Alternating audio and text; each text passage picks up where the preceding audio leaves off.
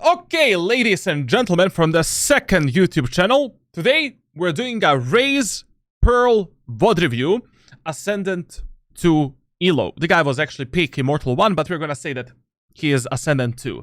Let's change the rank up there so people actually know which rank it is, so it's Ascendant DOS. Now, I'll immediately start by saying that Raze is not really my most favorite pick on Pearl. Like, that is maybe the worst map on which you can actually play the Raze. So when it comes to the, playing Raze on Pearl, my number one pick on this map, when it comes to the duelists, would always be Jett. Number two pick, it would be Phoenix. And number three pick, everything else, like Neon, even Yoru is better. Like, Raze is, it's just, that doesn't have that much thing that you can do compared to other maps. Like, I really feel that if you already want to dominate the lobbies on Pearl, it is far better for you to play, I don't know, like Jett or Phoenix, like to enter the sites, to give your teammates a smokes, like especially when you're pushing the B site. Double satchelating on B site can be hell of a time, essentially. Now, with that being said, let's see what our Thomas has to say about his gameplay on Raze on Pearl. So first of all, I'm Hearthstone Ascendant for 2 years. That's not true. You reached Immortal once. Aha. Oh, what the fuck? He reached Immortal 1 in episode 5, Act 1, and now he's Hearthstone Ascendant 2? What the hell is happening for you, bro? Valorant solo queue hitting him hard, you know? I love ego peeking shit, but that's already one problem. Basically, if you want to carry lobbies all the way up to Immortal, all the way up to Radiant, you need to become a disciplined player. Like, you need to value your life, and you need to go for the plays and for the kills that actually matter for you and for your team. Like, essentially, over-peaking everything and having an ego in the game where you are trying to take some unimaginable kills is the worst shit that you can actually do in this game. I would like to continue peaking, but would want pointers on how to improve and work on peaking better. I'm confident in my aim. Okay. I believe I'm baiting a lot and not entering as I should. I love ego peeking shit, and the second problem is I believe I'm baiting a lot and not entering as I should. How is that possible, man? What, are we living in a parallel universe? Okay, we'll see what's happening for him. I struggle with coming up with plan on the go to counter the enemy team. My eco rounds are so weak. Your eco rounds are probably weak because majority of the players in Valorant, what type of problem they have, they're trying to replicate the Tense playstyle. They're trying to replicate the Yay playstyle, Scream playstyle. Like, there is much more simple ways how you can actually take kills in Valorant and how you can actually impact the rounds that you're playing. Like, essentially, in eco rounds, sometimes it is far better for you to get a shorty, to get a stinger, to get a bucky. And majority of the players in Valorant have a problem where they're trying to play Valorant in the same way that they play CSGO. And this is not CSGO. Valorant still, up to this date, supports like enormous amount of different playstyles. And the number one rule that I give to players that I'm coaching is that you want to become the jack of all weapons, essentially. Jack of all trades, but jack of all weapons. Like, essentially, you should try to master every single weapon in Valorant. Yo, Zeravor, thank you all for the Prime Gaming sub. Thank you for scamming Jeff Bezos. I need to mute you because we're doing VOD review. So, in Valorant, you truly want to become the jack of all weapons. Like, essentially, you want to master every single weapon to some degree and understand when you should buy a specific weapon, when you should buy some other weapon, etc., etc. Now, when it comes to his other problems, there's none. Like, essentially, we'll see what's happening in the VOD. Struggle out of the first few rounds. VOD is with Raze because I know you're making a guide on it and thought it would be kinda nice. Yeah, we're making the playbook for Raze, and until the August, during the August, I'll try to finish both Omen and Raze starting from tomorrow. Okay, let's see his tracker. Let's see his ego tracker. 179 matches this sec, bro. That's a lot of matches. That's a lot. I love that you're playing the game. I love that you're playing a game. You're playing at least 3 games per day, right? Yeah, there's 5, 11, 1, 5, 3. Like, what I would definitely recommend you is to stay away from this type of shit. Like, playing 11 matches on one account is never going to be beneficial for you. Like, Valorant matchmaking is really optimized in the EOMM way, where essentially the more you play, the higher are the chances that you're gonna lose more matches, unless you're literally smurfing, you know, like in you know, lobbies that are far below your skill level. I mean, when I'm doing unranked to Immortal series, obviously I can get to Immortal with 80%, 90% win rate, but that's quite impossible for me to do in Radiant lobbies, for an example. So currently, you're on the skill level of Ascendant 2, Immortal 1 player. Playing 11 matches in one day will never be beneficial for anyone. It will just hurt your mentality. You will burn out from the game. And it is far better if you're playing maybe 3 to 5 matches daily maximum, or spreading these matches on multiple different accounts. Like, that is another tip that I give to every single player that I coach. I force these players to play on at least 2 accounts simultaneously. Because playing Valorant only on one account, mental torture. Literally, you will just torture yourself. When you see that red carpet, that red screen of 9 lost matches in a row, you will never have a willpower to essentially grind the game. Like, it is far better to spread your games apart, to have bigger breaks, I don't know, play 1 match, 3 matches in a row, then take a break or something like that. But 11 games in a row, you know, you need to chill there. You need to chill there. I love how many, you know, if you truly want to see some improvements in Valorant, you need to play minimum of 3 games per day. Like, and you're kind of doing that, like, but sometimes you're overdoing that shit. Now, when it comes to statistics, this is quite okay for Ascendant 2.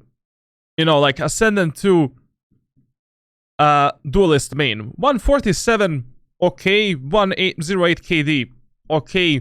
25% headshot, absolutely fine. Like, 41% with Vandal Phantom. I love your statistics when it comes to your overall mechanics and impact, but why are we not, you know, Immortal 3 yet? That's now the question. What are you playing generally? Raze, Neon, Deadlock, Jet, Chamber, Yoru, Phoenix, Sova. Like, fuck this shit, man. Like, you know, I really believe that up to Immortal 3, like, no one should be feeling any fucking shit in the games. The only thing that you should be feeling are the controllers and smokers. Like, the only role that is important up to Immortal 3 is that you have at least 1 controller in your team that can essentially do the proper job. As long, even if you have 4 duelists and 1 controller, that match is winnable. End of the story. So essentially, you know, stop feeling this much, you know, like, some games you're just hurting yourself. Like, with Deadlock, surprisingly with Deadlock, you have 64% win rate. Like, what's happening there? What's happening there, bro? Okay, interesting. Raze and Neon main agents. With Raze, you have a terrible win rate, though. Okay, I mean, I would just recommend you to stick with a role that you're most comfortable on. Like, if you already have this high win rate with Deadlock, play the Deadlock on the maps that you play Deadlock. I have no idea how you have, like, 64% win rate with such a terrible agent for ranked solo queue. And when it comes to Jet, Neon, and Raze, we'll see today what you're actually doing. And the only thing that you should be feeling in your lobbies is, if you don't have a controller, unfortunately, you will need to play a controller. Now, when it comes to the maps, what the hell? 100% win rate with Deadlock, bro.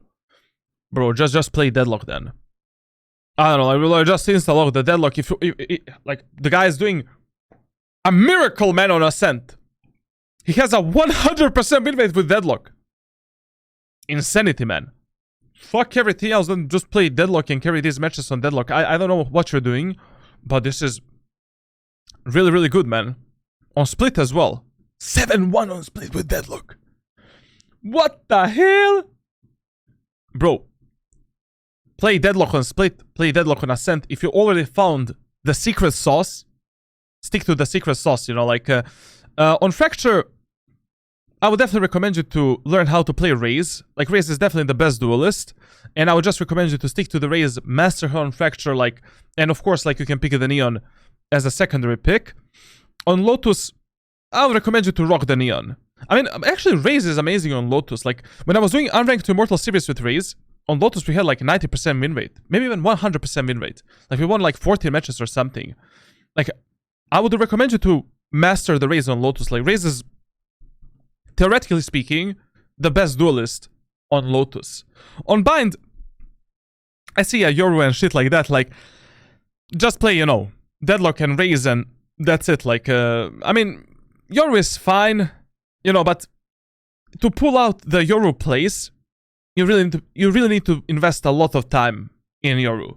Like, you need to have at least 1,000 hours with Yoru if you want to become a reliable and a consistent and great Yoru main, or a Yoru player, essentially. When it comes to Pearl, I don't know what to tell you, man. Like, Pearl raises shit. Like, if you already play Neon, and you already play Deadlock, I would just recommend you to rock Deadlock or Neon, like, on Pearl. Like, playing Raze on Pearl is, I don't know. It's literally her hardest map. Like, the worst map for Raze. Like, worst map are the Pearl and Breeze. Every other map is okie dokie for Razeroni. And on Haven, you should maybe try the Deadlock Raze duo. Like, Jet is fine on Haven, obviously. Like, she's the best agent overall in the game. Like, S tier plus. What else can I say? But Neon, like, why? You know,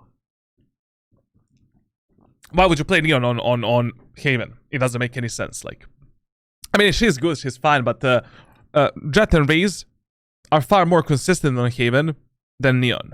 Especially for these lobbies, like, where sometimes your teammates won't follow you in, sometimes they'll give up bad callouts, etc., etc.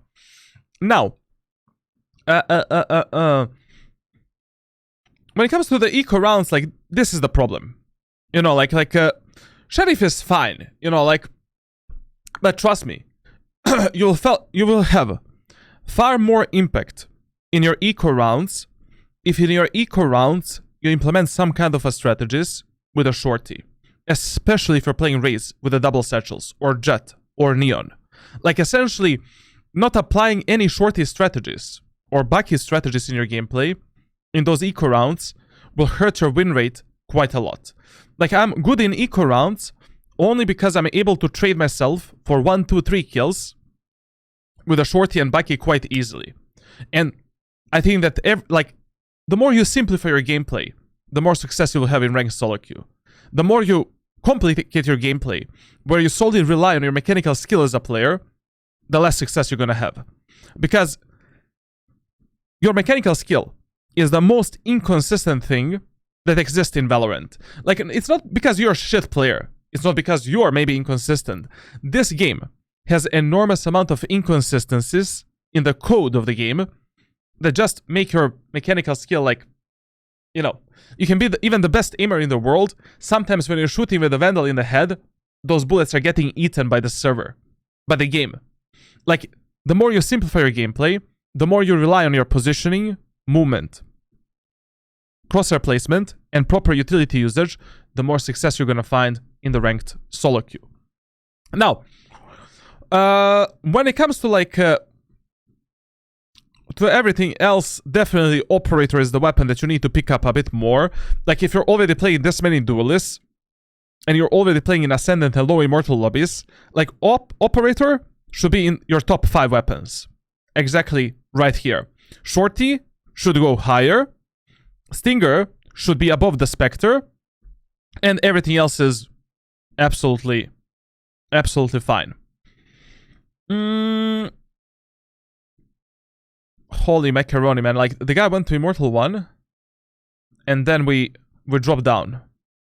This is interesting. Like I never seen this in my life. Like,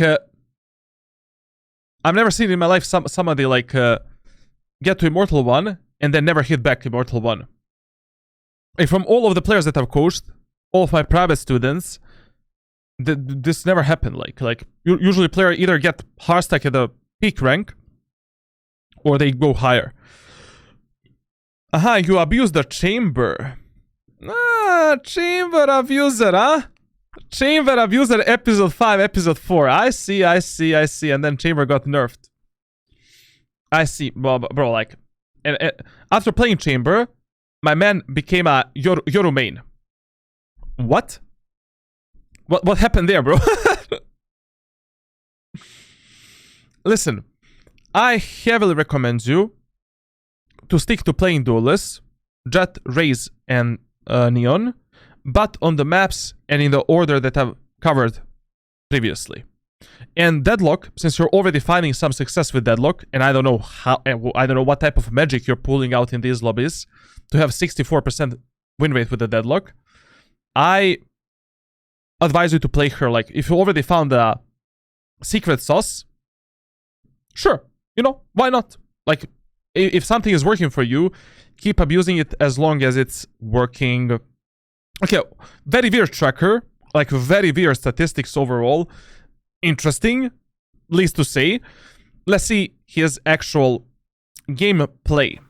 Let me just go to Pearl. Okay. Let's see what's he doing on Pearl. Moody, welcome to stream, man. I love you, bro.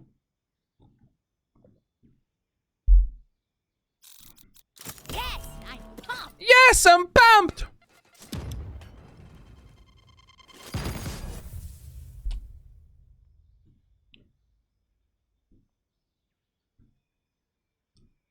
Identity crisis? Yeah. Okay. Let's talk about Pearl and Raze. I mean, don't get me wrong. On this map, Raze is also fine to some degree. Like, it's not that she's that terrible of an agent. Like, still you can pull out some plays and, you know, it's fine. But I would just prefer, you know, like, if you're playing something else that is not Raze, like, pulling off the Raze in these lobbies on Pearl is you need to be a really good player. Really, really good player. Okay, let's start from the beginning. Let's start from the first round on Pearl. So, on the attacker side of Pearl, first recommendation that I need to give you is the following. How do you decide on Pearl what you want to hit in the first round? Purely based on your team composition and enemy's team composition. So essentially, like, if enemies on Pearl have 1 or 0 sentinels, so basically they have a Cypher, Deadlock, Killjoy, or Sage. So basically they have, just a second, where is the Sage? Here's the Sage. So enemies have 0 or 1 sentinels. Push the A site S5. Like, push the A S5, carry the spike, double satchel into the site, and that's it. In the first round, I would be buying 2 satchels, a light shield, classic pistol, and just pressuring the A site. If enemies have 0 or 1 sentinels, we can also do a 5-man push on B. It's absolutely fine. We can just carry the spike, go 5-man push on B. Maybe you can have one guy that is lurking and flanking through the mid. Once again, I'll be buying classic, light shield, double satchels, and my goal would be to enter the backside of the B site. Now, the spike should go with you. You're going right here. If enemies have 2+ sentinels on this map, they have a Killjoy plus Sage, Cypher plus Killjoy, or some shit like that, we need to do some kind of a split. And from my experience, the best split you can do in the first round is, once again, split on A side. Because that is how your teammates will make the least amount of mistakes, so we are not complicating things in ranked solo queue too much. So just tell your teammates, you know, let's go 2 A main, 3 art, and what I would buy, classic, light shield, 2 satchels. I'm going with my teammates to the art, and spike should go to the A main area of the map. Because if you lose the spike in art, like, our teammates from main will have hell of a time retaking that spike. Now, in this VOD, enemies have no sentinels at all. So 5-man push on A instantly. Like, the more you simplify your gameplay, the better success rate you will have in solo queue. Like, especially in this first round. Like, if now we're going for some kind of a split, trying to push, I don't know, canteen, pardon me, arcade, art, connector, B long, A, like doing default, like, this shit. Like, in this first round, let's abuse the refrag potential, let's abuse the semi-automatic weapons that essentially give us a higher success rate to refrag each other. Like, without any doubts, right now, I would just call 5-man push on A. I will be buying a classic light shield, 2 satchels, and essentially waiting for a perfect moment of time. They have Chamber. Chamber is not a sentinel. Like, I mean, his trademark doesn't do shit, basically. So, right now, I would be pushing aim in area of the map, doing a nade at the back of the site, or nade for the pit, and double satcheling into the site or into the art. So basically I would do this, doing this, reaching this position, clearing that angle, and taking the space for my team. End of the story. Closing the gap with the enemies, and allowing my teammates to go in. Let's see what he does. In the first round, I always recommend you to go with a satchel. Like, buy the satchels instead of the boombot. Boombot has been nerfed quite a lot. It lasts only 5 seconds. It cannot clear anymore the angles and areas of the maps that he could have cleared before. And in the first round, it is far better to go with the satchels, because what your teammates expect from you is to enter the site. Like, you won't be able to enter through the smoke with a boombot and nade, you know? We need to buy the satchels for the first round. And also, one huge tip, whenever you're trespassing through the main area of the map right here, always tell your teammates to give you some kind of a utility so you don't die from all of these off angles right here. Like, basically, this position, this and this, needs to be cleared with some kind of a utility. Whether it is a fade dog, you know, like just a doggy dog like this. Whether it is a KO pop flash, I don't know, like gecko flash, it doesn't matter. Like, there needs to be some kind of a utility clearing this specific area of the map right now.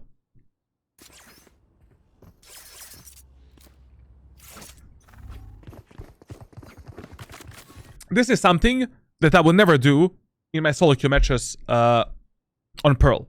Like, essentially, going for this peak first is suicide. Like, you know, the enemy Reyna can play there, the Jet can play there, waiting for you with a dash ability, ripping your head apart, and your crosser will never be ready for all of these angles.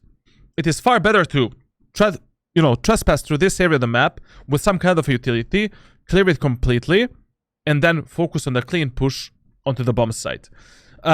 If your teammates are already pushing this area of the map without any utility, bait your teammates slightly, let one of your teammates peek these angles first, and then you peek behind them, ready to refrag them. End of the story. Okay. You see, right now, it's a good idea that we are pushing the A site, but a huge problem is we have a fucking boombot and a nade. You know? Like, it is far better buy option in this round would be a classic pistol, light shield, 2 satchels. Entering the site by double satcheling, doing the nade at the backside, end of the story.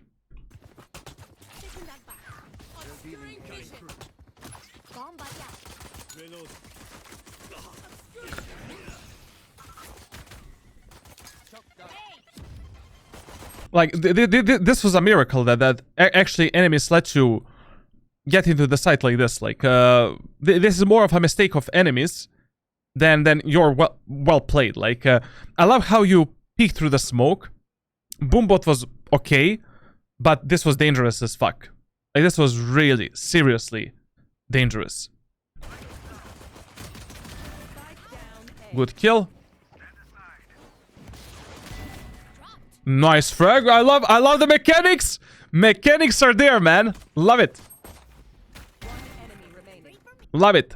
Now, okay, well, I'm surprised. Like, this mechanical skill is not bad for an Ascendant 2 player, man. Really good. Really good. But now, let's turn on the discipline mode. Like, if I already take 3 kills and I make numbers advantage, you should instantly go in a mode. My job is done. I don't need to do anything else for my team. I took 3 frags. Now it's time for the refrag game. I don't need a 4th frag. I'm not a streamer. I'm not a content creator. I'm not hunting the clips. I'm hunting the wins. Let's pick up the spike. Plant the spike. Make sure that we can refrag our chamber and Sova. That's it, right? Okay. Good. Now, if you win the first round, and you're playing second round on Fracture, what I would recommend you, like, this is not only a recommendation for the second round, this is a recommendation for essentially every round when the enemies are eco or half by, avoid pushing through this area of the map. Like, avoid any claustrophobic areas of the maps, like, just navigate your teammates to do a 5-man push on B or 5-man push on A. After winning this round on the A side, I would have just went A again. Like, a huge problem in the enemy's team composition right now, they don't have anything to defend the A side. They can delay your push, but they cannot fuck up your push. So against this team composition, I would just be pushing the A side 24/7. I will be abusing enemies on A as long as it actually works for me. Like, that is why understanding team compositions, map design, and where you have the highest success rate in solo queue is extremely important for you as a player. So here, let's push A again, right? And of course, like, you know, when you're buying a round when you're buying a weapon for a second round, I mean, you can go with a Bulldog and Pearl.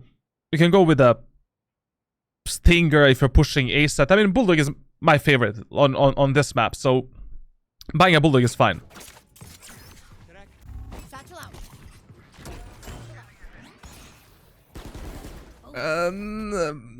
But why? You know, I like the double satchel. I like the combo that you had with the Yoru here.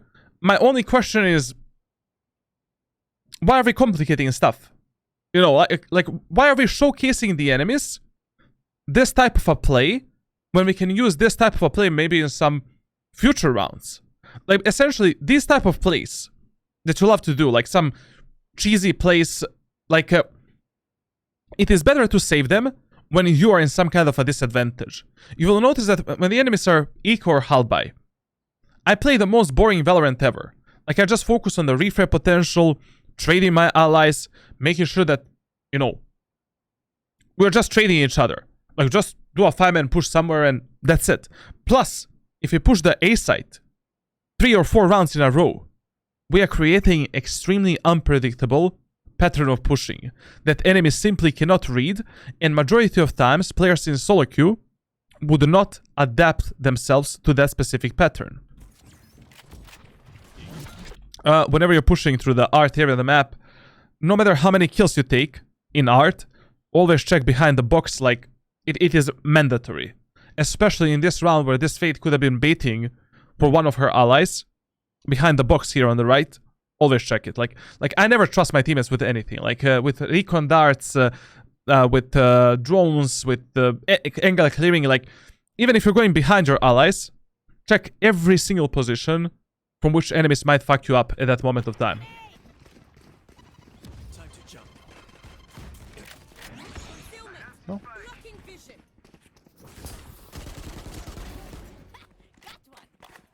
Okay. Oh, bro. This is exactly what I was talking about. Like, you know, it is far easier to take the A site and to play this round just from the A main area of the map.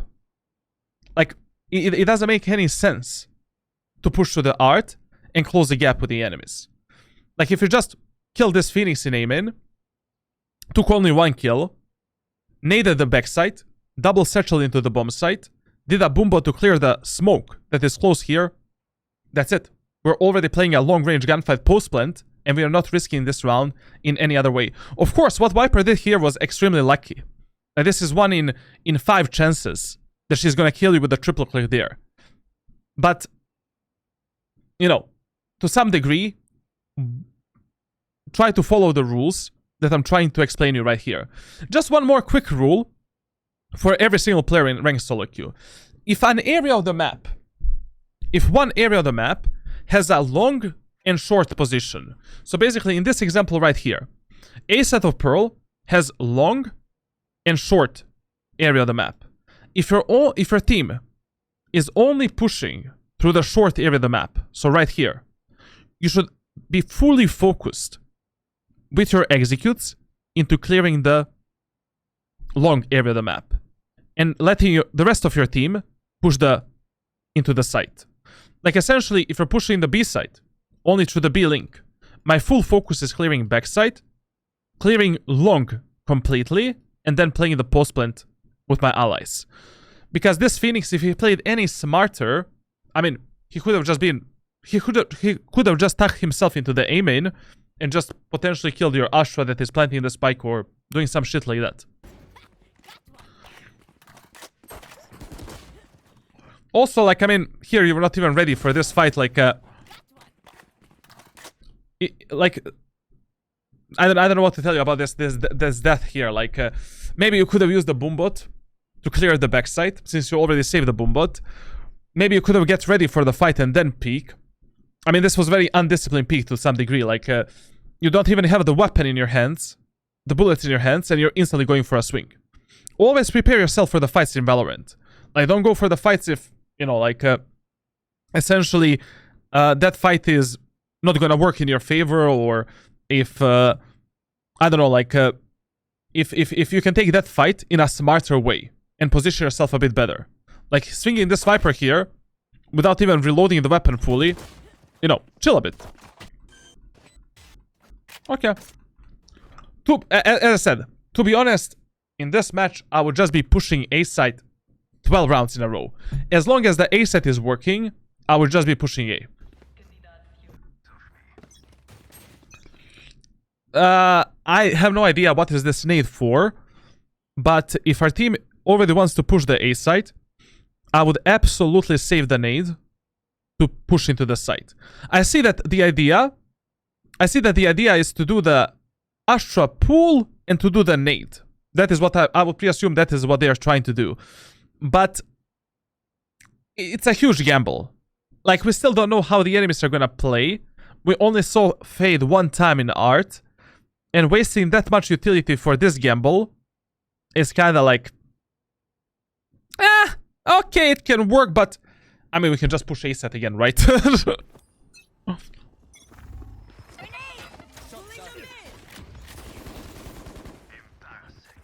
The gamble didn't pay off.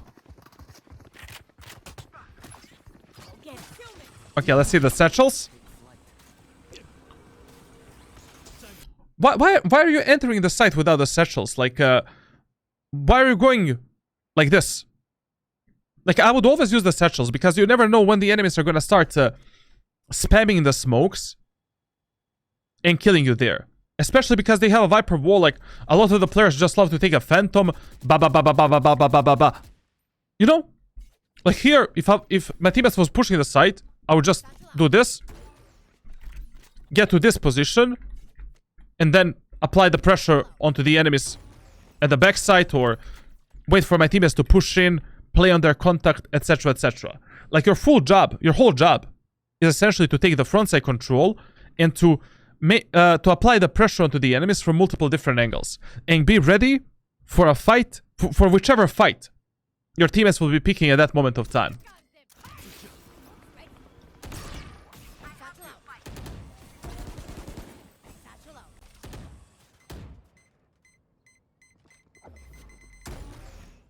Okay.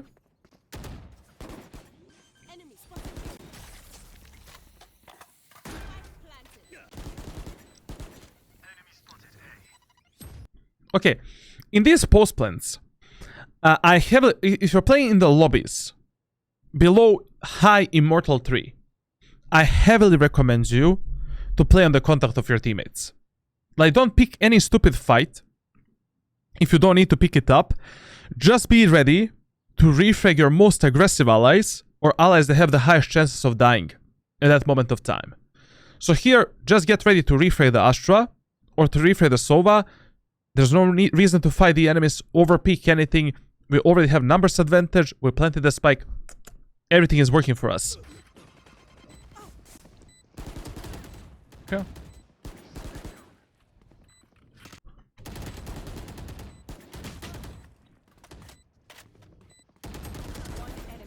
Good. Good, good, good.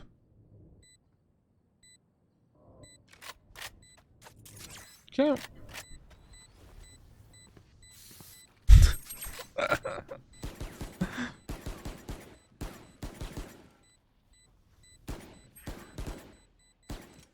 Okay. Let's save the weapon. Okay, okay, okay. Good, good, good. Good round, good rounds. But why the switch?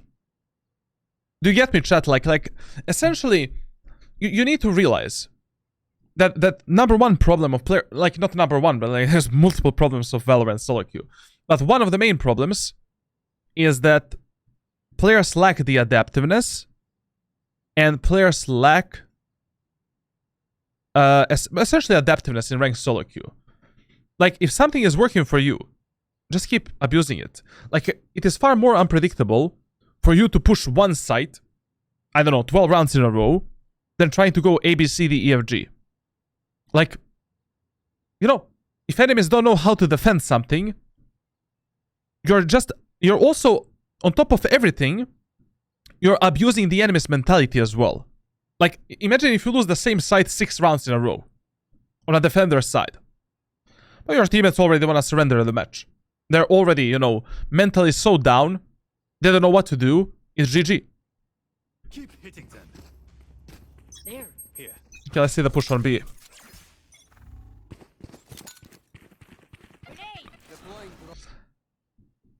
Once again, I would advise you, if you can save your utility for the actual push onto the bomb site, and to not use your utility this blindly. This Raze nade is fine, but if you already have a Sova, if you have some kind of a flash, recon dart, or you have no idea that enemies are playing in that specific area of the map, this is just a waste of a nade. Like, it is far, especially when you're playing Raze on Pearl, it is far better to save your utility so you can safely push into the site, do some kind of a proper execute, than, you know, just randomly, bam, throwing this nade and praying to God that this nade is gonna do something. Now, when we saw that the chamber is there, with a Sova drone, this nade would have been amazing.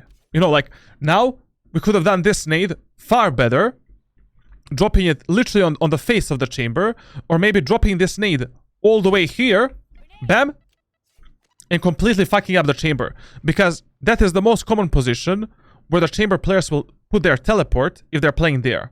If you see a chamber player playing there, the most common spot they're gonna teleport to is this position.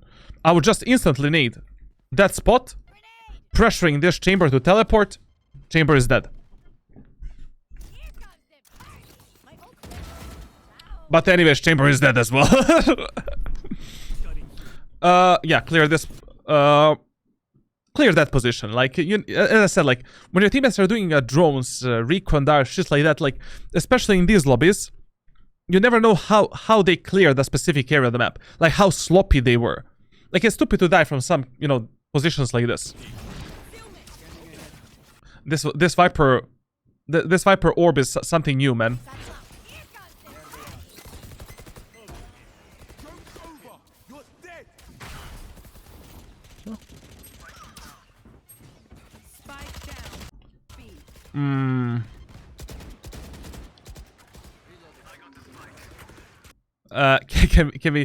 Can I ask, like, what is Chamber doing right here? Is he going for a knife?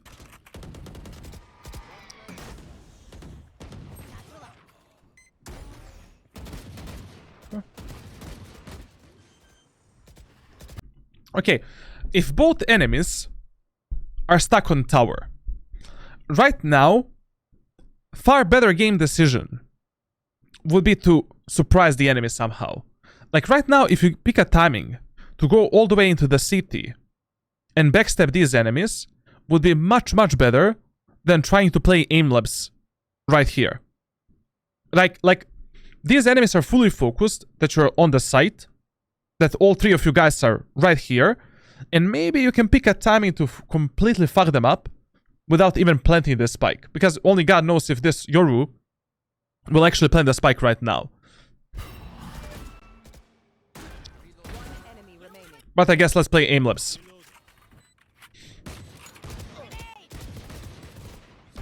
Good nade. Okay. Thus far, okie dokie. Like, the only problem is, like, I will not be using the nades in the way that you are using them.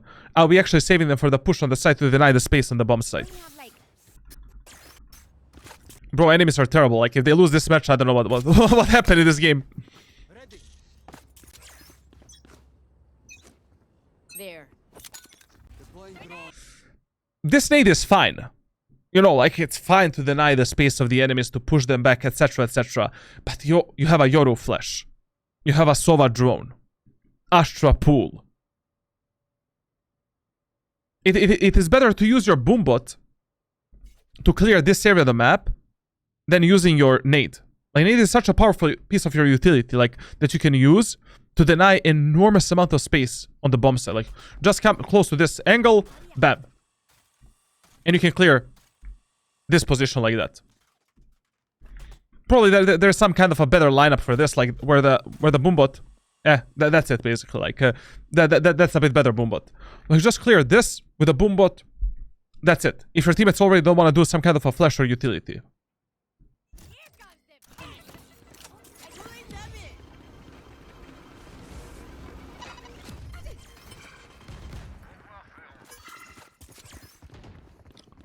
Okay, we need a spike for our mission. Yo, ask you fool! RP, welcome to stream, man. Yeah. Here.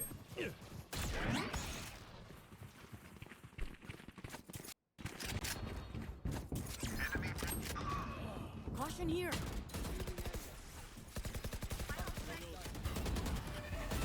Woo. Whenever you get flashed with a Raze, whenever and I think the boombot is that good because it don't clear the right side. What right side? This or this? Like, the boombot doesn't need to clear. Like, boombot actually sees. Like, when you send the boombot like this, the boombot will lock onto the enemy that is here, and it will also lock onto the enemy that is playing close here. But this angle you should be clearing with a crosshair placement, man. Like, you know, this should be your default crosshair placement when clearing this position. The main danger in the main area of the map are these angles. Behind the box, enemies don't have time to go behind the box. If we walk from here to here, enemies don't have a timing behind the box. They don't have timing to go there. If you're going slowly through the main area of the map, you will see them. Now, with Raze, same as with any other agent. Listen, if you're playing Jet and you get stunned, flashed, revealed, or something like that, you're using your dash. You're using your dash to reposition, or you're using your smokes to cover yourself up. With Omen, when I get revealed, flashed, stunned, or something like that, I'm instantly using the shrouded steps and essentially repositioning myself.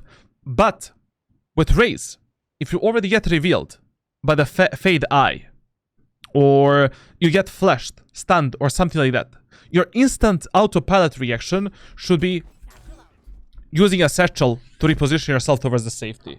Like, staying there, behind the smoke, in this position, you know, it's just very bad. Like, essentially, you know, enemies can easily spam you. Enemies can easily destroy you in this spot. Like, you literally sentence yourself to the death. My ult's ready. Sorry. Like, basically every single agent, whenever you're playing any agent in Valorant, like, with every single character, some things should be on a complete autopilot mode for you. Like, with Raze doing the satchels to pressure the enemies backwards when they flash you, stun you, to reposition yourself immediately, with Jet to auto smoke left and right, with Omen to teleport, with Yoru to pop flash the enemies or to use your TP, like, etc, etc. Cutting through. Good flash, good space control.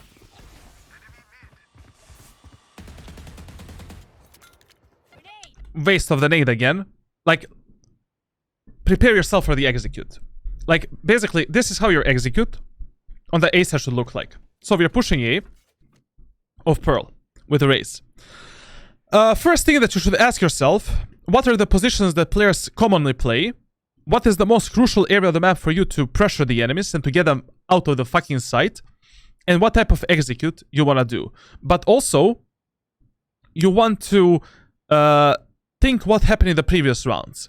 So if I'm pushing the A site of Pearl, like I'm getting ready here from this position or this position to execute the site, waiting to see if my teammates will actually follow me up, or whether or not we should wait for some utility from the enemies.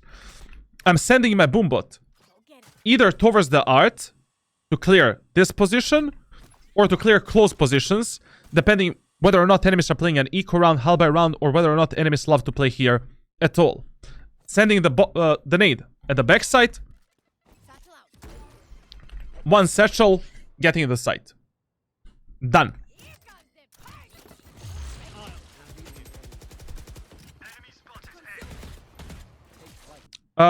Like here, you need to support this Yoru. Like this Yoru is a huge pressure making tool. Right now, when the Yoru did the ultimate, you should have naded the site, send the boombot over the Phoenix, so the boombot distracts the Phoenix, and your Yoru takes an easy gunfight, and entering the site. That's it. Here, you were baiting quite a lot, man. Like, basically, in Valorant, number one rule that you want to focus during your gameplay, when it comes to the team play, you always want to support your most aggressive teammates, or teammates that have the highest chances of dying. But teammates that are doing something useful either for you or for your team, creating space or giving you higher chances of winning that specific round. So essentially, if you have this type of a Yoru and you're playing Jet, Raze, or something like that, like you should be following this guy. Like as soon as he did the ultimate, he revealed the Phoenix. We know that Astra likes to play only at the backside. No, not Astra, sorry, like Fade and enemies love to play only from the backside and from the graveyard and CT. You're going in.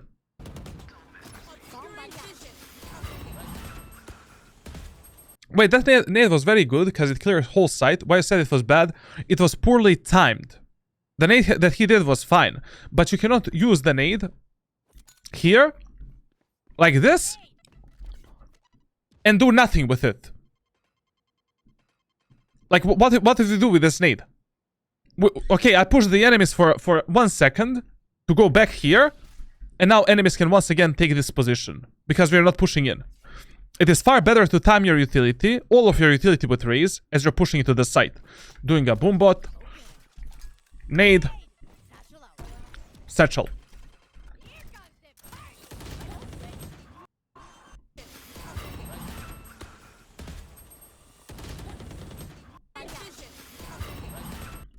Okay, another rule. Even if your teammates take the control of the site, even if your teammates take the control of the site, like they're already pushing in front of you, if you're playing Raze, still use your satchels to get on the positions where you want to play the post plant, or from which you want to essentially, you know, support your allies. Like here, for example. Even though Astra is going in front of me, I will still use my satchel to go into the art smoke to support my Yoru, or I will use my satchel to go into the site, so that I'm not dying from the random enemies spam through the smokes, or maybe by some pixel angles that enemies are holding, or some random bullshit in Valorant. Like, you will see that when I'm playing Omen, and my teammates are pushing the site, I will oftentimes use the shrouded steps to follow up my teammates, even though my teammates already are on the site. But if there is even a slight chances of them dying, or me dying in a choke point, fuck it. Let's use the shrouded steps in the middle of the site, teleport there, and now I can support my teammates better in the art, at the backside, etc, etc. Daniel Walls, thank you all for the tier 1 sub. to prevent this type of shit, essentially. You know, like, this type of things should not be happening for you. But this round was terrible. Like, you baited the shit out of this Omen. I know there is a Phoenix molly, but you can just double satchel over the molly. Like, you know, what's the problem there?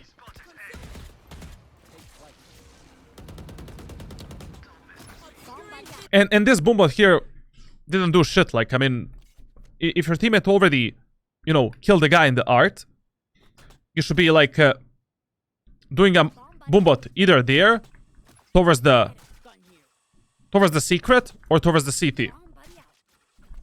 How did Asha have 3 smokes? She used a fake smoke, and that kind of fucked him up. Like, Asha used... This is not a real smoke. This is a fake smoke. That kind of fucked them up. This round is definitely... This round is definitely like... you know, kind of like your mistake.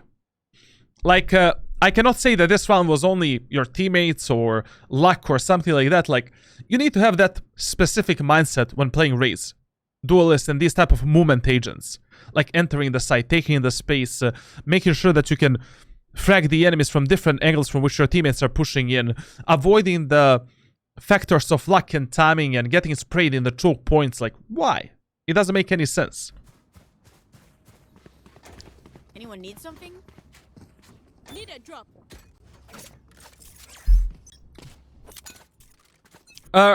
Now, that push onto the A site didn't work because enemies are better. Enemies have no idea how to defend the A site. Like, once again, I would push the A site. I would tell my teammates, hey guys, let's go 5 A main. Let's try to take A site again together, because A site just makes more sense. Enemies don't know how to defend it. Enemies are just playing completely back into the graveyard, into the CT, and you know, you have the free A site control. Like, that round you didn't lose because enemies did something amazing. You lost only because of the timings that you lost, because you didn't follow up your Yoru, and because of the poor utility usage overall. Let's go A again. It is far more unpredictable, especially because, you know, enemies fucked you up on A. Chances are very unlikely that enemies will pre-assume that you're gonna push A set again.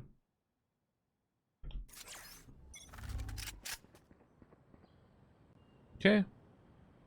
Interesting peek. Ooh, that flash was good. Caution here. Okay, let's talk about defaulting in Valorant.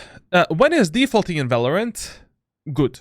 You know, what they're doing right now. Like, Sova is fighting for the B main, Chamber going alone in A main, etc, etc. Generally speaking, the only time when you should default in Valorant is if nothing else is working for you, number 1. Number 2, if enemies are overly aggressive in one specific area of the map, where you can maybe, you know, make a numbers advantage for your team. Like, if, I don't know, enemies are pushing A side 24/7 as you make the pressure on mid or B, default. But if your team playstyle is already working, you know, pushing S5 through a specific area of the map, through a specific choke point, it is far, far better to play the team playstyle and not play, you know, the default. Like, the more you default in the ranked solo queue, in the lobbies below Immortal 3, higher are chances that your teammates will fuck up. Unless you have some kind of an idea how to make the numbers advantage. Knocking them. Oh, I see. You called for the smoke here, and she did a knock. Fucking hell, bro. We are kind of donezo here, huh?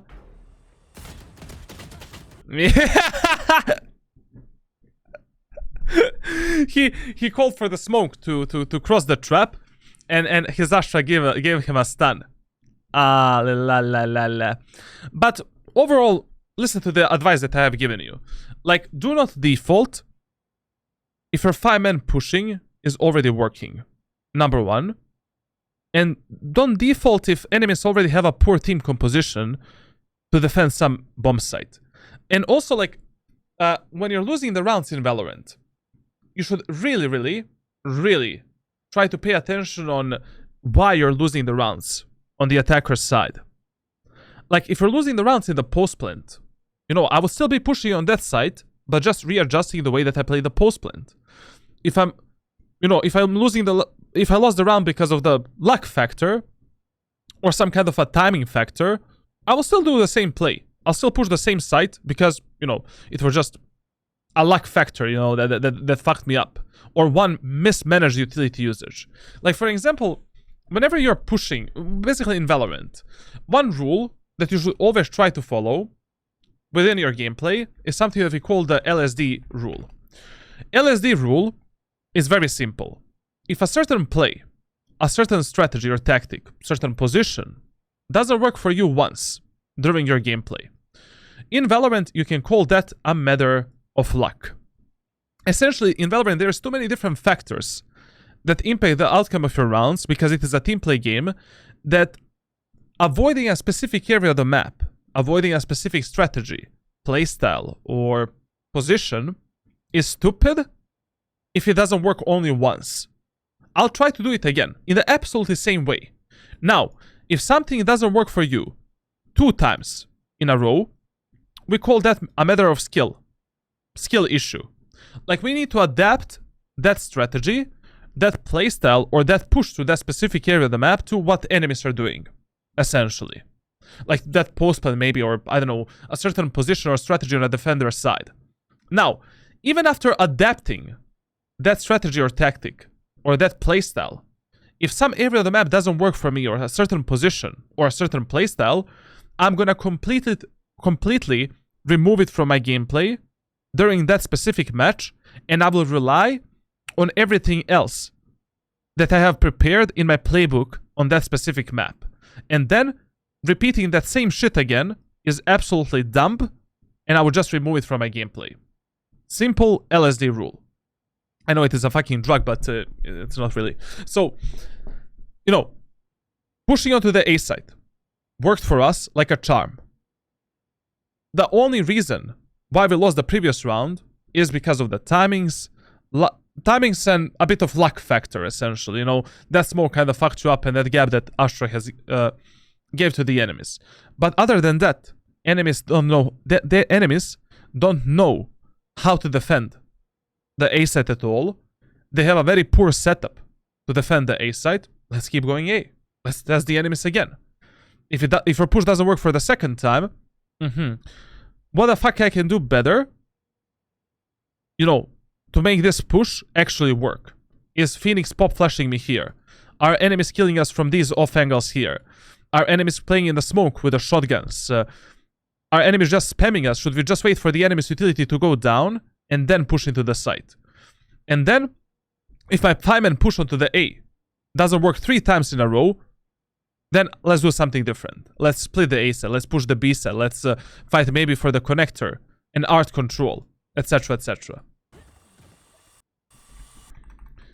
Did he use the comms there? Yeah, he used the comms, but we don't have the comms in the VOD because he told me that something happened with the comms. Okay. Generally speaking, on Pearl, like, whenever you're playing Eco and Halby rounds, you want to put your full focus onto this area of the map. And the absolutely best thing that you can do in Eco and Halby rounds on Pearl is fighting for the connector control. Either through the B-Link or through the art. Like, simply tell one of your smokers to smoke, like Astra, can you smoke this for me? And Astra smokes that. And then lead your team into the connector, closing the gap with the enemies, and finding a higher potential to essentially take the kills and win this Eco or Halby round. With a Stinger, with a Shorty, with whatever the hell you're using at that moment of time. When you take this control, it is very easy to make the pressure to the enemies. Maybe we can go CT. Enemies don't know if we're going to do that. Maybe we can go into the B-Link. Enemies don't know if we're going to do that. Maybe we can go back onto the A side. Maybe we can fully reset and go all the way back into the A main area of the map, and then from main, push into the A side. Or go in the B main and push onto the B side. Like, by taking the connector control, you apply enormous amount of pressure onto the enemies, and, you know, they are more prone to make some kind of a stupid mistake. Scanning ahead. Okay, good. I like these double satchels that you're using, and I love this play here with the Yoru pop flash. Like, this is very good coordination.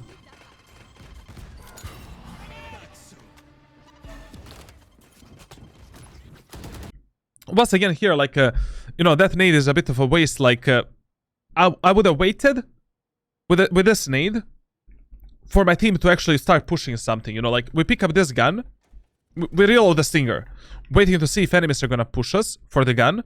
We pick up the gun, now I'm gonna use the nade. If my teammates wanna go A, I'll use the nade for the connector, pressuring the enemies there, pushing into the site with the rest of my utility. If we want to fight for the connector, let's use the nade there, denying the enemies to play there, fuck up the enemies here, take the connector control. You need to chill a bit with your nades. This movement is something that I would have used as well, like, good job. That movement was actually really good, like, I mean, after getting that reveal, players in solo queue usually go for some kind of a push, you know, like, they're hungry for the kills, especially in those anti-eco rounds. Reloading. Reloading. Yikes, Chamber, what was that, bro?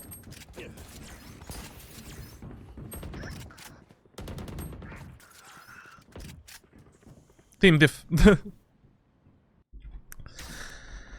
But this is one of the main problems of Valorant players in solo queue. So we took 2 kills in the art. We know that Viper is the B player. We know that Chamber is the connector and B player. We know that Raze is alone on the A site. We are 5 versus 3. Why don't we push into the A right now, 5 versus 1 or 5 versus 2, instead of doing a rotation that is gonna cost our teammates maybe their lives or the round. Like, remember that on an attacker's side, the more you simplify your gameplay, and the least amount of over-rotations that you do on the attacker's side, the more success you're gonna find. Every single over-rotation that you do on the attacker's side holds enormous amount of risk in the lobbies below Radiant and below Immortal 3 high elo, that your teammates will make some kind of a mistake. Either they're not gonna keep a proper distance between themselves, either a utility mistake, maybe they're not gonna clear the angles that they're approaching at that moment of time. If I took 2 kills here, yell at your teammates, guys, let's fuck up the Raze, let's go fast into the A site.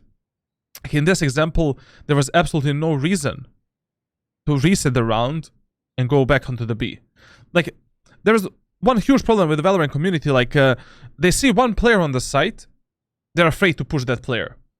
What's the fucking problem? It's only one enemy. Like, what is he gonna do? Like, kill all 5 of you? Yes, it is possible, but highly unlikely. It is better for you to lose the round from that one enemy that is on the site than losing the round because of some pointless over-rotations, pointless lurks and flanks, pointless, like, you know, shit. Like, simplify your gameplay, as I said.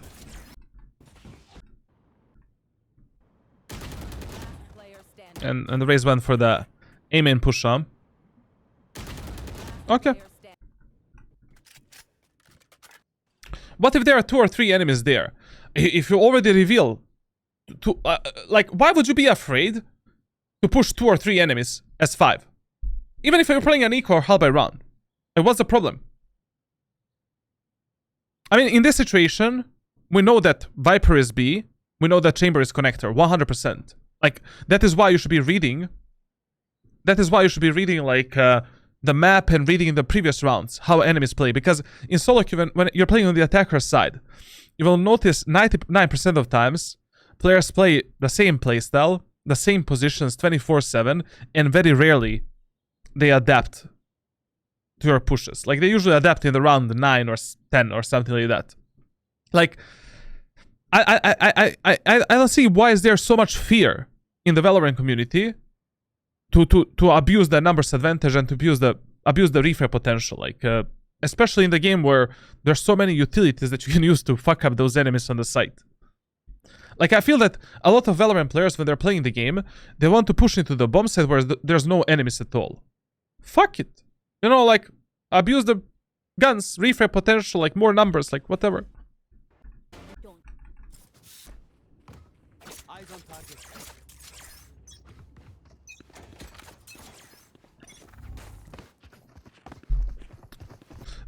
The solution for this gameplay is simply pushing the A site. Like, literally, like, you need to have a high game knowledge in terms of team compositions and which team compositions work or they don't work on a specific map. This enemy's team comp is retarded for the A side defense. Like, with this team composition, enemies cannot do shit to defend your A side push. Even if they are mollying you and denying you with a utility, you can still destroy them on the A side. Here we had a bit of a problem of footsteps. I mean, you quite literally heard that enemies are pushing close to the aim position. And this is why, like, you know, one specific rule in Valorant. In the first 4 rounds, you shouldn't focus on yourself, but you should focus on your teammates and enemies. The first 4 rounds in Valorant we call a learning rounds. You should intake as much information as you can about the enemy's playstyle, and in round 5 you should already have a really high understanding of how enemies are playing on a specific side. Like, essentially, you know, just from the first 4 rounds, we already know that Chamber Viper, where's the Viper? Viper and Chamber are focused towards this area of the map. We know that Fade is playing Art in this position. We know that Phoenix is also on the A side, playing primarily towards the A main area of the map. And the Raze is kind of flexing left and right. Like, she's probably also playing around the B-Link and Art. So, based on this information, if I hear the footsteps in the A main area of the map, like, I need to pre-assume that enemies are going for some kind of a dog, for some kind of a pop flash, for some kind of a play. And I need to, you know, play an anti-flash system before my teammates reach that position. Here you literally heard, like, the one enemy getting to that spot there. Enemy spotted. My bottom broke. Okay. Grenade! Revealing area. My ult's ready. Out of charges. Okay. I got this fight. Once again, it would have been a bit better, like, if you use your utility to actually push into the site, you know, like, using your nade at the backside here, doing a satchel into the site, reaching this position, now fighting the enemies, going to the Art with your chamber, and that's it. And especially with 14 HP, there is absolutely no way. Like, there is absolutely no way in this world, in this life, that I'm gonna push with my feet through this area of the map.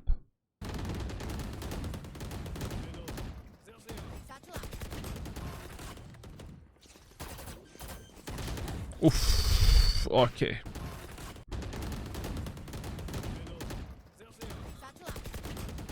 Okay, I need to give you one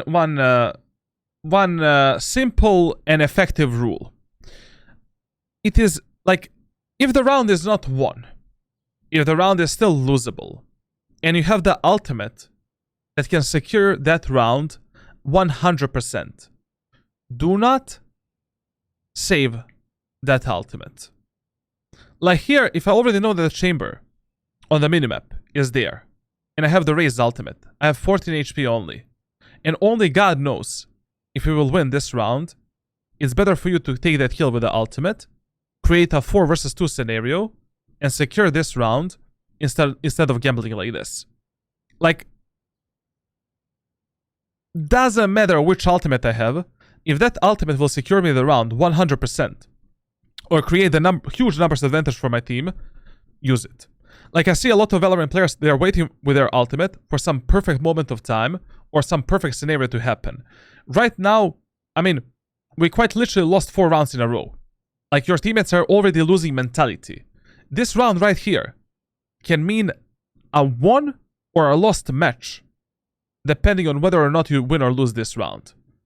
So, use your ultimate. Oh, they actually lost it. Fuck!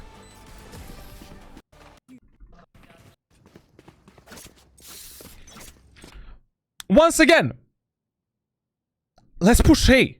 The problem is not, you know, you need to realize what is the problem when you're doing some kind of a strategy or tactic. Is it the timing? Is it how enemies are playing in main area of the map? Is it our utility usage? Is it this? Is it that? Is it the post plant? And just adapt to it. Like, I still feel that we could have won 9 rounds in a row on the A side. But the timings of our pushes were terrible. Like, you were not there to support your teammates in the art. Not there to support your teammates in the main area of the map. Like, not there to support your teammates with your utility. Like, it's not that you're baiting, just your timing to actually do the execute is very, very poor.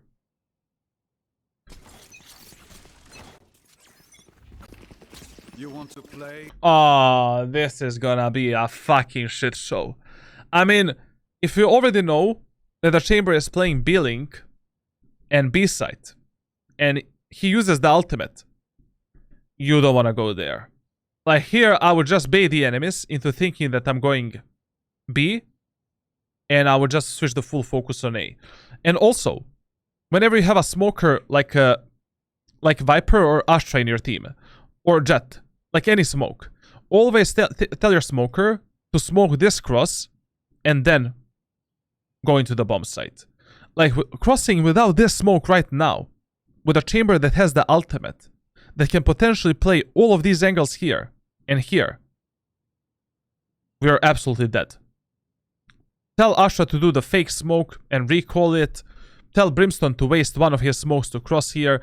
Tell Jet to waste one of his smokes to cross here. Like, essentially crossing this angle without any recon utility, flash, or a smoke. Especially now.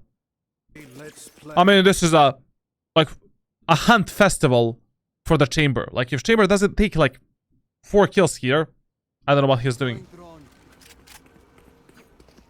No way the chamber is playing all the way at the back of the site. But he can still take a kill.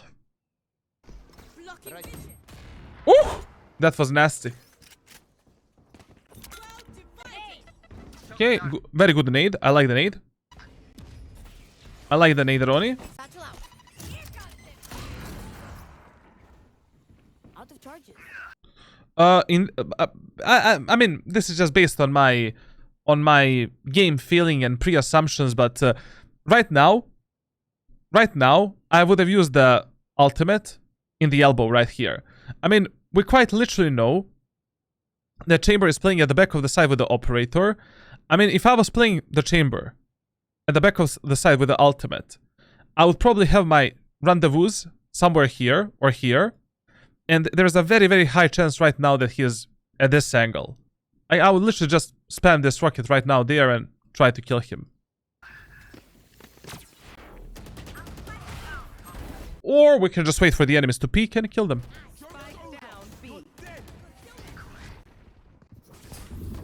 I love this play. I love it. This play was really good. This play is really, really good. This play is really good. I liked it. Was a bit risky, you know, like, I mean, they could have pushed without a flash, but very good, very good, very good. Okay, rule number 1 of Valorant. Absolute number 1 rule. If you can't plant the spike, don't plant the spike. Essentially, plant the spike only when the full site is clear when you're safe to plant the spike, and never die for planting the spike.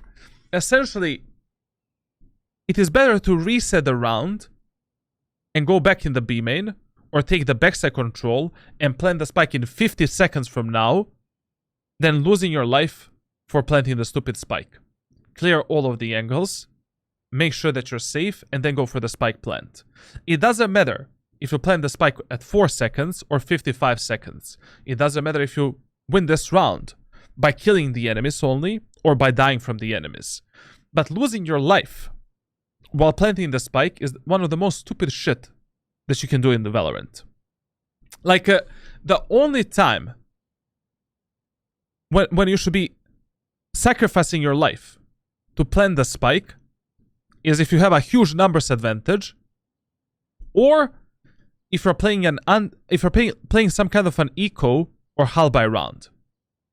Like, essentially, that is the absolutely only time when you should sacrifice your life for the spike. Because then, you know, we need to play on the timer, we need to detonate the spike, and, you know, like, we need to win the round with the sheriffs, marshals, and shit that we have, you know, like, or some kind of a lineups. But otherwise, fuck it. In this scenario, go in the backside, clear the backside, take the backside control, see what the enemies are gonna do, fight the fight with your teammates, and that's it.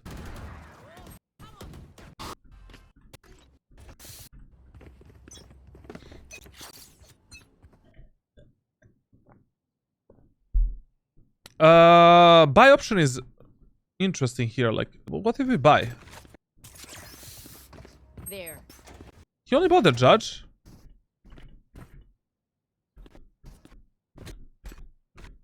What?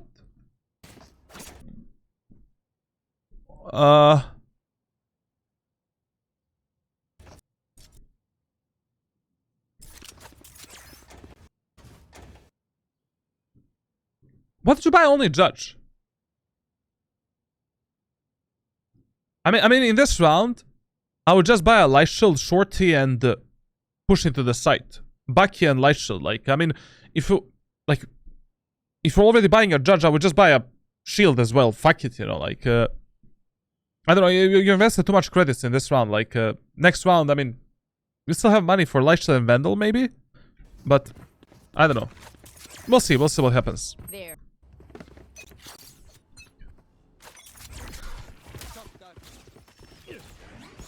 Okay. Good. Remember that also a lot of the Phoenix players love to play this position here, and then flash from this position and take the kills, so be aware of that as well.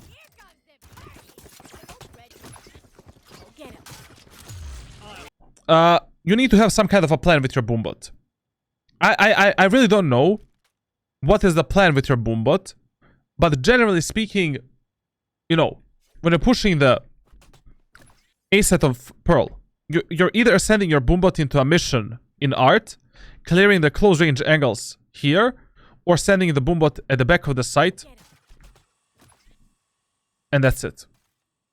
Like, I don't know what is this boombot gonna do.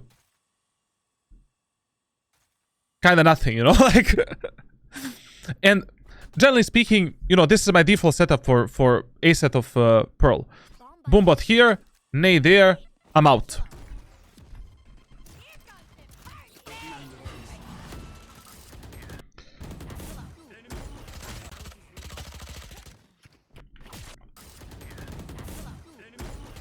Imagine in this round, if he used this default setup to push into the A side. Phoenix would have been fully pressured by the boombot. He can use the pressure of the boombot to double satchel into the Phoenix face and take an easy kill. By the way, when you're pushing into the A side of Pearl, you kind of don't even need two satchels to push into the site. Like, I mean, literally, you just need one satchel, and then you can bunny hop. Reach this position, fuck up the Phoenix, fuck up the enemies at the backside through the smokes, and that's it, like.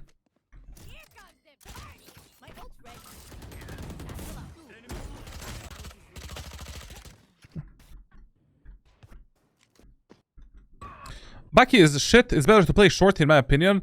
Bucky is really, I don't know, like that Bucky, Ares, Guardian, like Spectre, these weapons are really like, you know, debatable whether or not you should use them because there are always some better option than Bucky, Ares, Spectre, and Guardian. Like, I don't know, like Bucky is sometimes okay, but I don't know, like depends on the round, depends on the map, like on a lot of different factors. Like in this round here that he played, it would be much better if you just bought a Shorty and Light Shield. Like Shorty, Light Shield, and just send it. Because of his overall economy. Like he invested way too many credits for this round. In the next round he has shit.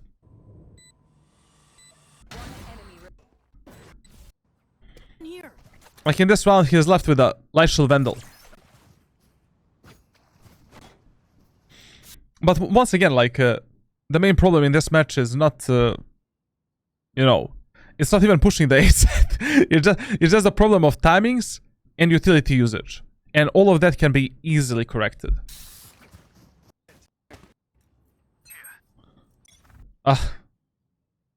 What?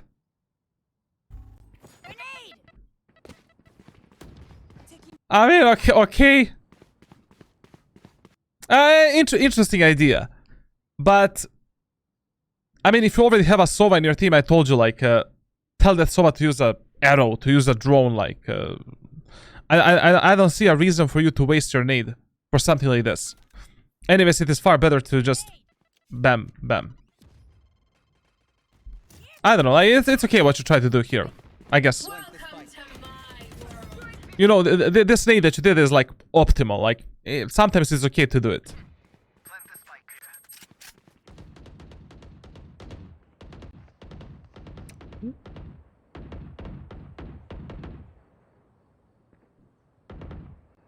Ooh, we are now having problems.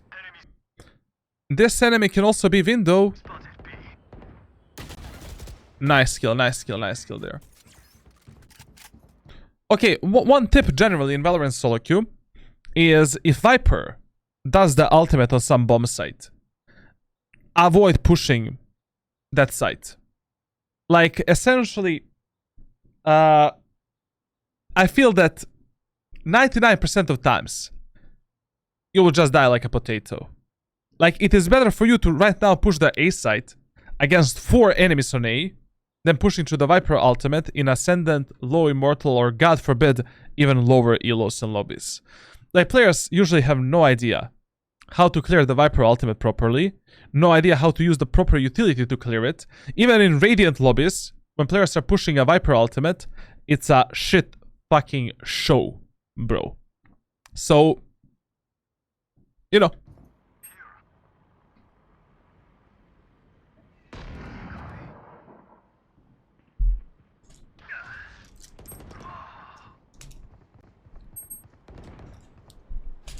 Need that back.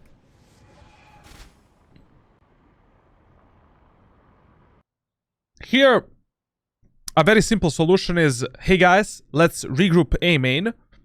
Let's hit the A site on 20 seconds on the clock, and that's it. Here. Right? Time to jump. Caution here. Satchel out.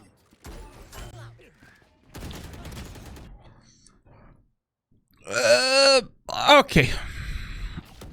I mean, just after this Sova took a... If Sova didn't take a kill, this play was like, okay.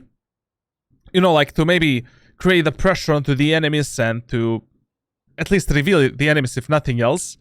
But after the Sova took a kill, you should have abandoned this mission. You should have been like, fuck it. You know, like, we're 4 versus 3 now. I can, you know, like, I should be waiting for my teammates a bit more. And that's it. Do you believe that I can reach Immortal again after working on timings and utility for 1 to 2 weeks? Absolutely. Like, I feel that your mechanical skill is amazing for an Ascendant player that is hard stuck. Like, this mechanical skill, some very high Immortal 3 players don't have this mechanical skill that you have. But timings, utility usage needs to be better.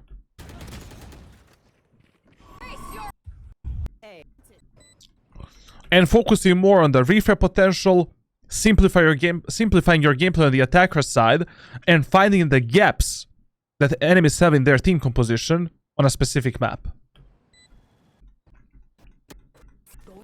I don't know, man, like, how this match started, I thought that we were gonna see 11-1 half. Like, I really expected that the enemies are not gonna take a single round on the defender side. Just a second, guys, I have a coaching session. I just remembered, bro. Oh, great. Great. We're gonna start 1 hour later.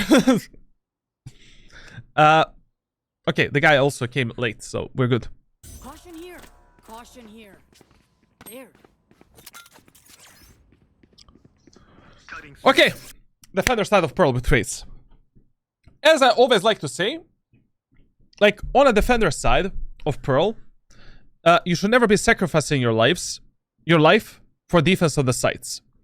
So essentially, on a defender side of Pearl, your primary focus is playing on the retake and refrag potential, and you're trying to fuck up the enemies in the main areas of the maps, here, here, and here, by abusing some kind of a strategy. Your highest priority on this map is the defense of connector, art, and B-link, when you have no idea where the enemies are going to go next. So essentially, whenever you have no idea where the enemies are going to go next, you want to play a fast rotation between all of these positions and prioritize the defense of the B-link and connector area of the map. So with that being said, in the first round, if I'm playing Raze on Pearl, I'm going to be starting my round here or here and playing a fast rotation between B, art, link, and A main area of the map, and being there for my teammates no matter what. Now, when it comes to like first round buy option for Raze, I personally, in the first round on Pearl, go with the Sheriff. I feel that Boombot is like, okay, not bad for the retakes. It's okie dokie, you know? But I don't know.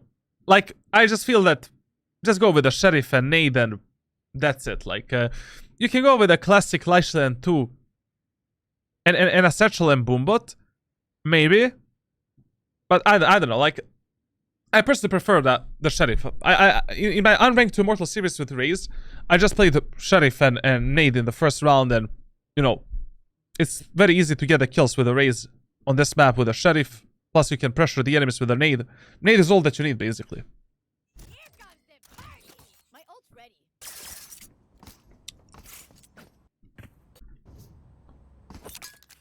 Why the fuck are we overstacking the B side this much? Do they know something that I don't know? There. I feel that this is too much of a gamble for the first round. I mean, on Pearl, based on a statistical data in Valorant, and I have a lot of fucking statistical data for Valorant, like, if I wanted to, I could have been like, same as Wukujin, and just throw at you a lot of numbers left and right. Like, for the past 3.5 years, I have made over 200 training routines, 200 aim training routines. I collected 5,000 words and Excel pages of data for solo queue, but that would just be boring for you. Like, based on statistical data in Valorant, like, no one can tell you in the first round in any elo what enemies are gonna do on Pearl. Like, some people love to push B, some people love to push A. Just theoretically speaking, the most sense on Pearl is like to have a good sentinel or a controller player on the A site in the first round, making sure that you're playing in the B link, so that you're controlling the B link area of the map and playing a fast rotations between the A side, B side, art, and link. And doing this type of aggression in the first round without any knowledge from the previous rounds is way too much of a gamble. I mean, right now we're gonna race the nade. waste one Astra star for this type of a play. And only God knows what's gonna happen with Chamber. Thank you. Scanning ahead. Found them.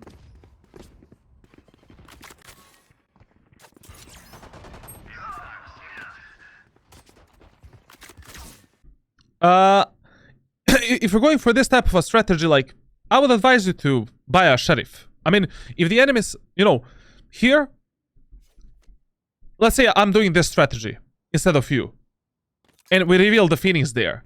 I'm gonna do this and instantly take this angle, waiting to see if the enemies are gonna commit the push. Bam, bam, easy kill. Then I would reposition myself to other angle, wait to jump spot the enemies to see where they are, maybe go for another kill, bam, take a kill. And now waiting for the enemies to come here. I don't know why the fuck you backed out when the Phoenix got revealed by the dart.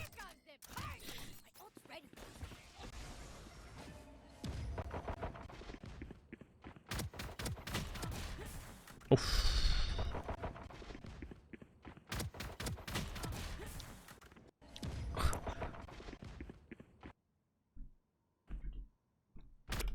One shot? Two shots? Is that a wall bang? Three shots? Four? Isn't this 4 shots? Or was this a wall shot? What? Standing.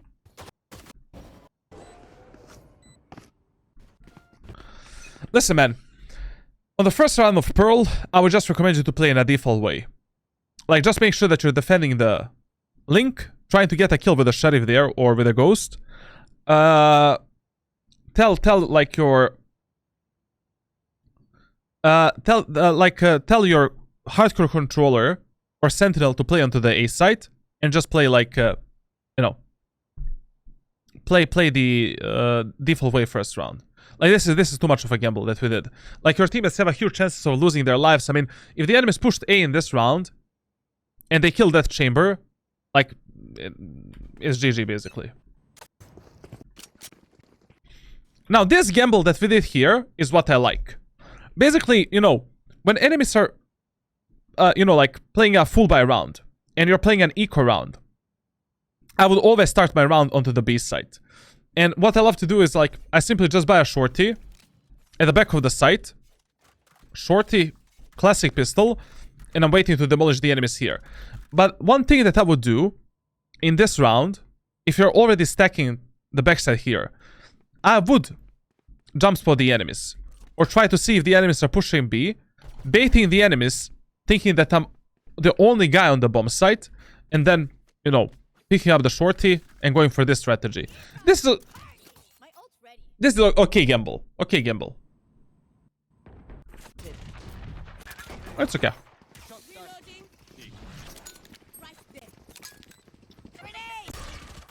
Okay, good nade, good nade. Good kill. Good nade, good kill. I like the nade a lot, actually. That nade was really good to create a space for the backside and to pull these enemies backwards or to pull them forward. Very good nade, very good nade. I like it a lot. Last player standing.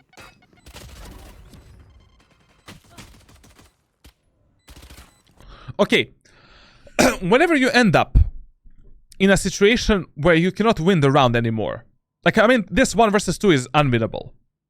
Like, essentially, 14 HP, enemies can just spit on you and you're dead.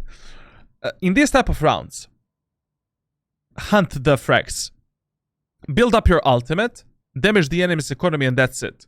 Right now, I would use the nade to pressure this Viper backwards, and I would rotate all the way from the CT to the Art and try to kill at least Chamber or Viper in this process. And of course, you know, if I kill both of them, I get 3 ultimate points, and I'm only 2 ultimate points away from the ult. Plus, I get a lot of the credits, I damage enemy's economy a lot, and now playing the 3rd, 4th, and 5th round is gonna be far, far easier for me.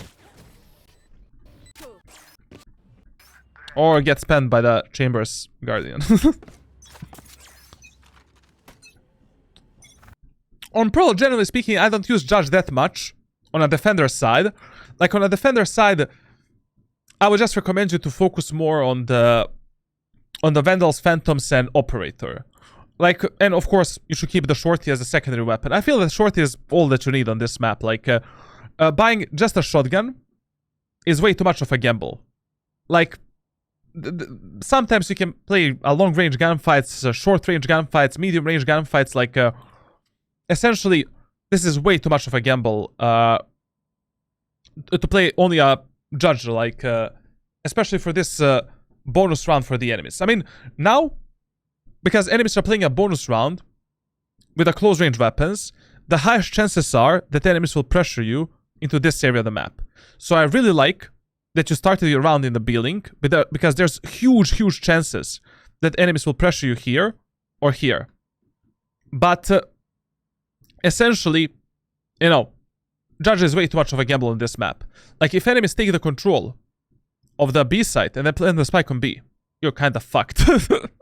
Even on the A site, you're kind of effed, you know?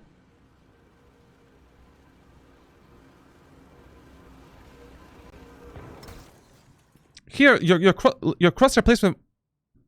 Your crosshair... Are you from Russia? No. Your crosshair placement with the Judge is really bad. Like, what are you aiming for here? Essentially, if you don't hear the enemy's footsteps, and you cannot anticipate the enemies, you always want to aim with the shotguns like this. 1/3 of your crosshair should be inside of the wall, and 2/3 of the crosshair should be on the outer edge of the wall. So if the enemies go for some kind of a jiggle peek, like this, like this, like this, if you place your crosshair like this, you maximize the full potential of the first shot when they are jiggle peeking you or slow peeking you. If you place your crosshair here or here, and you take your shot like this, there's a huge potential that half of the bullets will miss the enemy body. Essentially, whenever you cannot anticipate the enemy's peek, or you don't know how the enemies are going to peek you, this is much better crosshair placement than this. If you fire your shot here, half of the pellets are in the body, half of the pellets are out.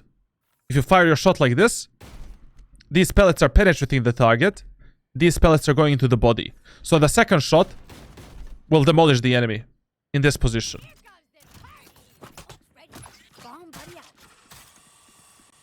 Now this round is going to be a bit of a problem because we have a Judge, like, I don't know. What if they swing wide? Flick to the enemies. Like, we're playing a shotgun, like, we can destroy that guy.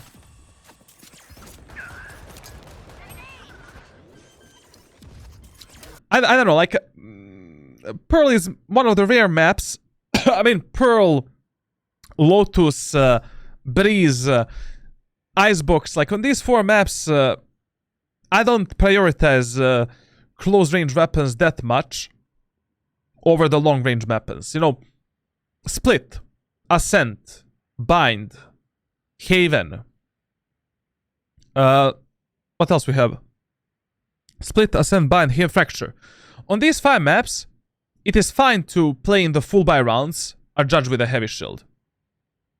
You know, or Stinger, Shorty, heavy shield, like, you know, to abuse the close-range weapons. But on the other 4 maps, like, it's huge risk. Because we have some bomb sites where, essentially, with a close-range weapon, unless you're playing Jet, Omen, or someone with the smokes, it's really hard to close the gap with the enemies. I mean, with the Raze, yes, you have a satchels, but you're still in the air, you're gonna travel some distance, and you cannot really abuse the Judge right now to the efficiency levels of, you know, some other agents. But also, you know, if you're playing a 3rd round, where the enemies are playing a bonus, and you're playing a full buy, it's just better to go for the Vandal and Heavy Shield, and that's it. Or Phantom and Heavy Shield. Like, the only maps where I would buy a Judge in a 3rd round, in a full buy round, is Split, Ascent, and Bind. Bind, I mean, on Bind, on both attack and defense, you can just play with Raze Judge 24/7. You don't even need any other weapon. Like, play Judge and Operator. On Split, same shit, like, basically. But on Pearl, it's a bit of a risk, you know, like, because of this. But what I love in this buy option is that he also went for the Sheriff. That's what I always do. Like, if I'm buying a Judge in a full buy round, I always make sure that I have money for the Sheriff, so I can play every single gunfight. Not bad. Spike planted.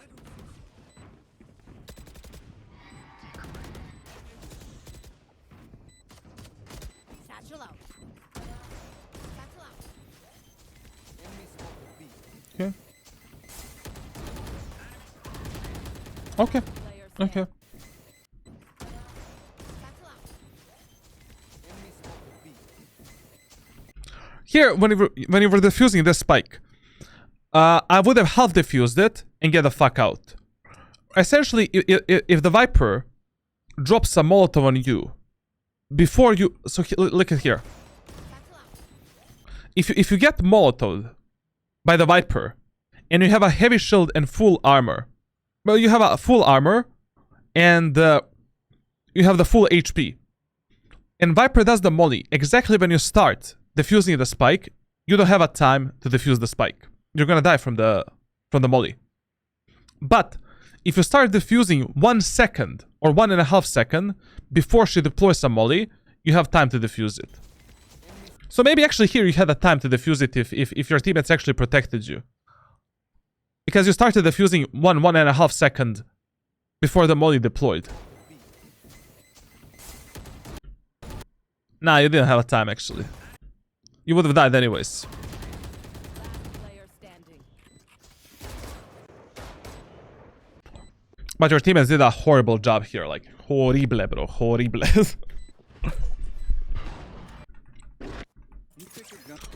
Okay, this is another rule that I would give you in Valorant. Listen.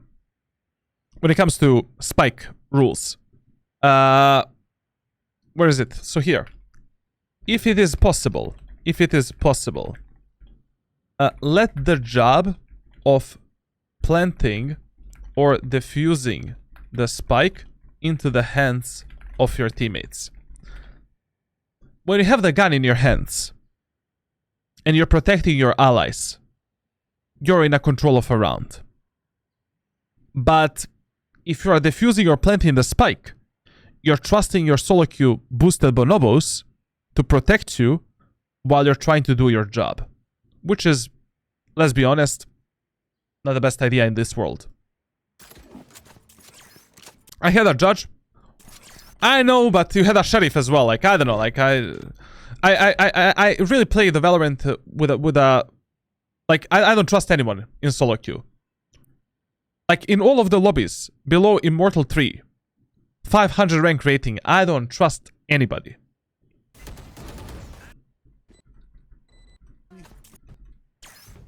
Satchel out. I love this play a lot. This play was really good. I like it. Interesting. Just make sure that you're playing far enough from the satchel so that, you know, you don't end up in the air. Like, if you already want to go for this play, you know, put the satchel all the way here.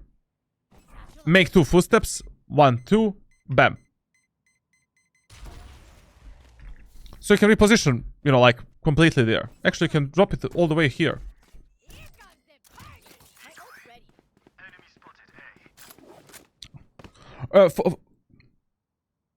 ready. Should have gone into the red range, exactly.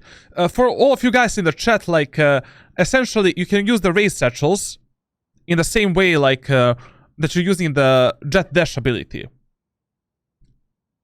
So, for example, like, you know, let's say you're playing Ascendant, and you have the Operator, like, and you want to pick the B main area of the map. You can use the satchel here, take the op here, take a shot, and reposition instantly with the satchel.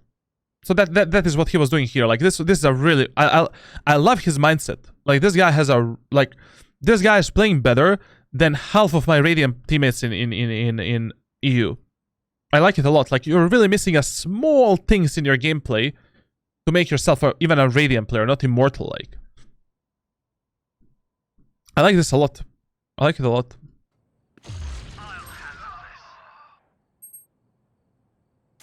Enemy attacker spawn. Shot down.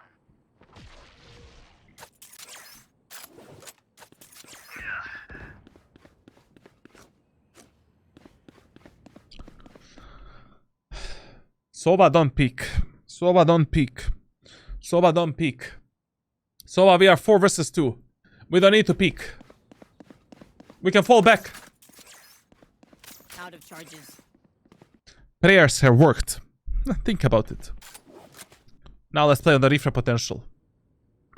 By the way, guys, listen. This Marshall is paid to lose. Do not use this Marshall. This Marshall is the biggest piece of dog shit in terms of skill, in terms of shooting mechanics. You never fully understand when the Marshall is accurate and when the bullet is in the chamber. Like, it is far better to use a default skin, use a sovereign Marshall, than this dog shit right here. Like, this is the opposite from the aimbot.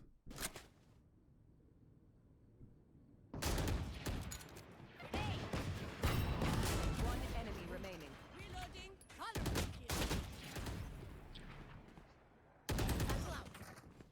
Okay, I love discipline. Very good. Discipline. Crosshair placement for Yao Ming.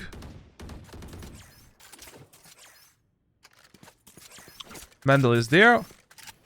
I mean, in this 3v1 situation, just, you know, stick to the butthole of one of your teammates and just play with that teammate on the refresh potential. Like, nothing else to say. Like, stick with the Sova, play with the Sova, and that's it. Caution. Follow the Sova. Go with the Sova. Go with the Sova. 30 seconds. Caution here. Very good. Very good. Okay.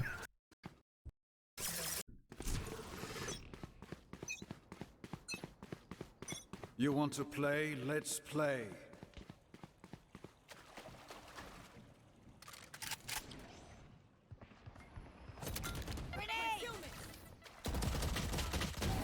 Very good. Very good space control. You know, like conditioning the Phoenix to peek you because of the nade. Very good. Very good. Very good. Very good. Very good. Okay.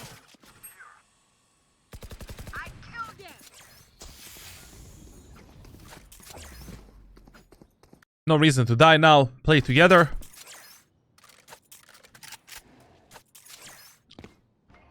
Good jump spot. Very good jump spotting. This Sova is mentally ill, but that's just a case for 90% of solo queue players in Valorant. Blocking vision. Satchel out.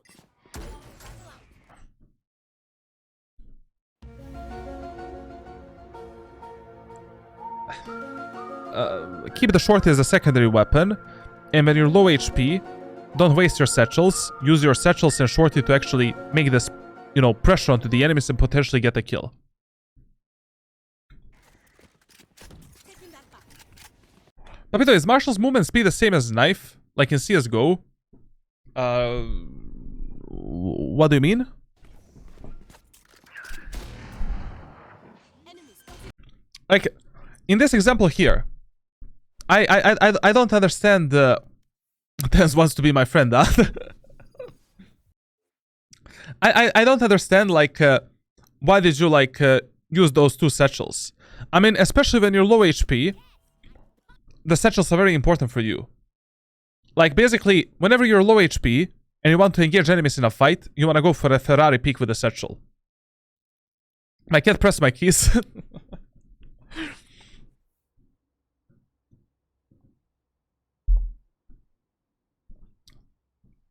Just a second to go. Like, you know, Valorant is the indie company. They cannot fix the solo queue for the past three years, and also they don't have money to like keep their servers more for than 1.5 hours. So, you know, if I'm 41 HP and enemies are already pushing into the A site, you're kind of conditioned to engage them like this. You know, like going for a jiggle peek. For peak like this, like, you know, you're gonna get fucked. So essentially here I would just go for a Ferrari.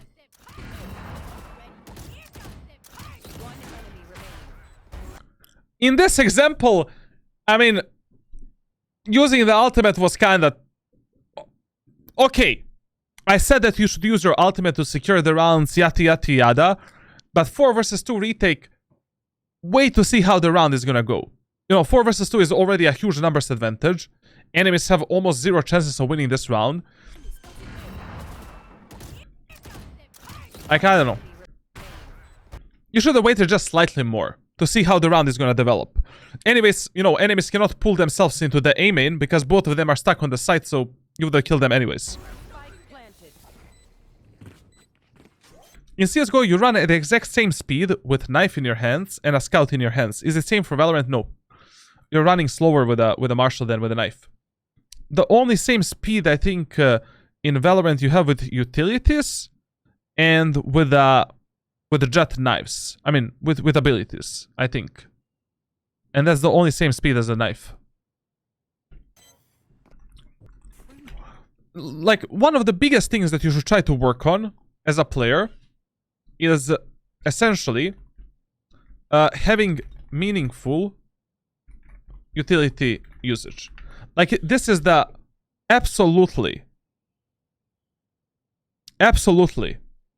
the biggest thing, the most fucked up thing in your gameplay. Like, your utility usage oftentimes has no meaning. You need to develop some default executes on the bomb sites, how you want to use your nade, what you want to clear with the boom bot, when you want to use the double satchels, you know, like, I don't know, man, like it needs to be more meaningful.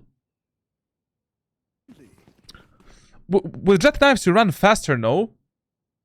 I don't know if they changed that, like, but I think with the jet knives, you run 0.5 seconds faster than with a regular knife.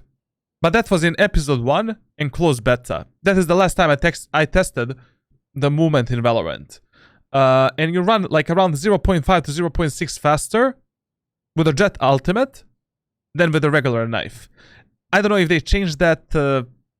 I mean, it's anyways like, you know, like when you have the jet ultimate available, just run with the jet ultimate. Why the fuck would you run with a regular knife? It doesn't make any difference. Any sense. Grenade! Pulling them in!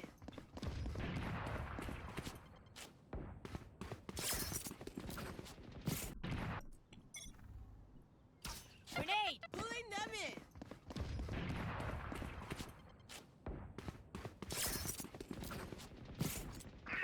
Okay.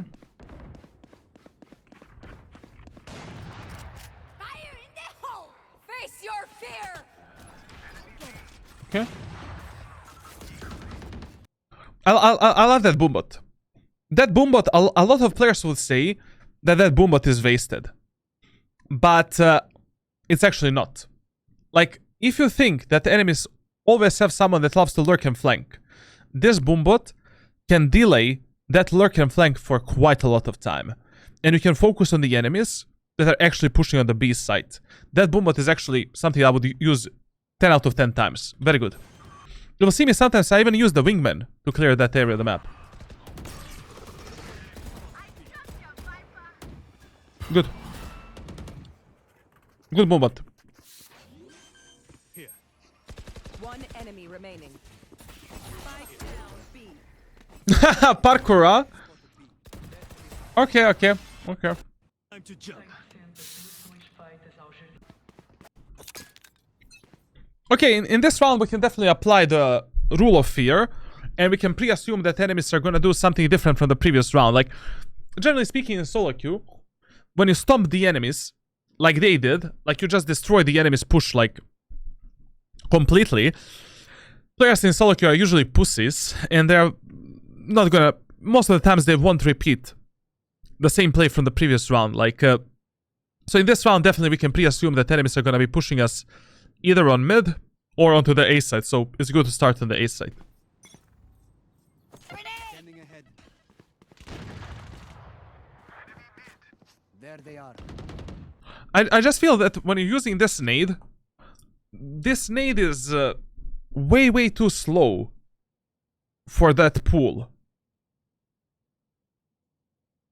Like, this, like, I mean, like, when Astra does this pool, enemies can get out of it really quickly. Like, it is much better to use this nade like bouncing it off some object, you know, then actually doing it like basically, I don't know, like is there any better way of using this nade? Like maybe just doing this. This is far better. Like when you do this nade then with the Astra pool, like they can get out of the pool quite easily. Is there any better nade here for this shit? Maybe. No, like we cannot do that, bro. I mean, this is far better. Like just bouncing it off the wall and that's it, or bouncing it with a jump throw. Bam.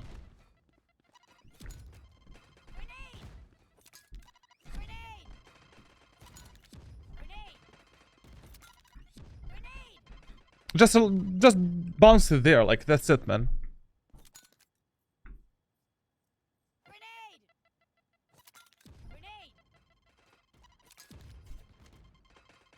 This is good. This is actually really good, man. I like this a lot.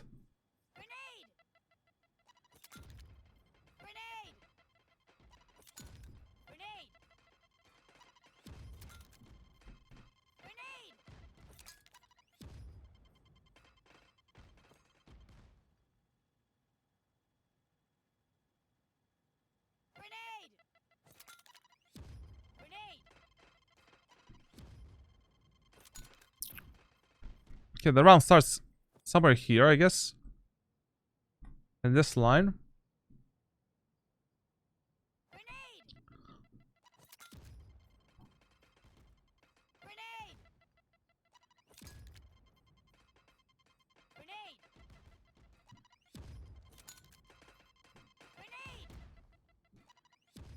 This is good. This is good. So you can line yourself up with this shit. Place your crosshair below this line and on this line here. So make sure that this and this is then, you know, here. So you're aiming there. This very good nade. With that Astra pool. I mean, not that good actually. Like, fuck, that's inconsistent as fuck, bro. Find it yourself. There they are. Satchel out. Shock dart. Shock dart. Satchel out. Get out. I'll just charge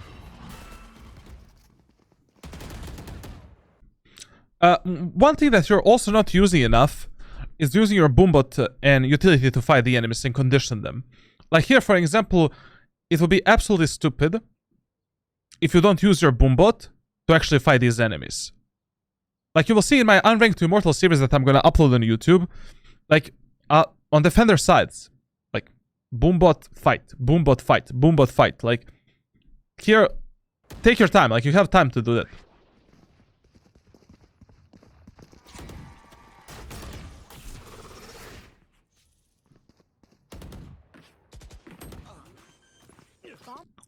Buddy out.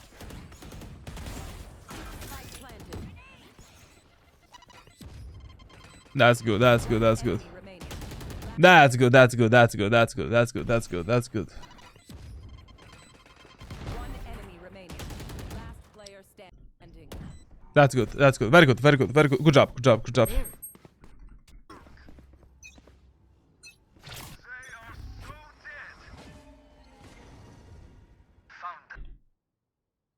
Take the gun in your hands. You don't know what's happening. Bomb buddy out.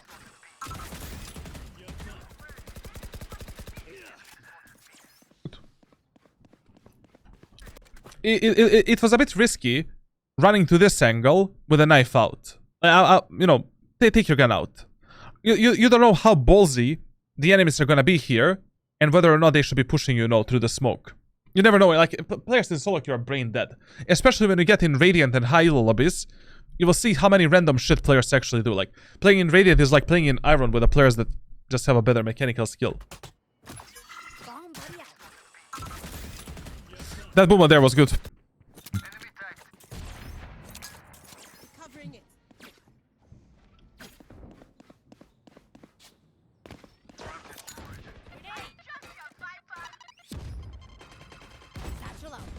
One enemy remaining.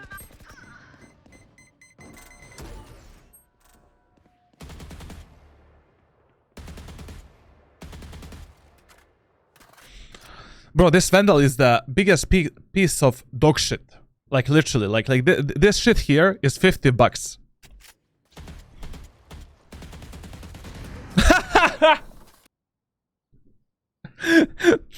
Style points for the chamber, man. Style points for the chamber.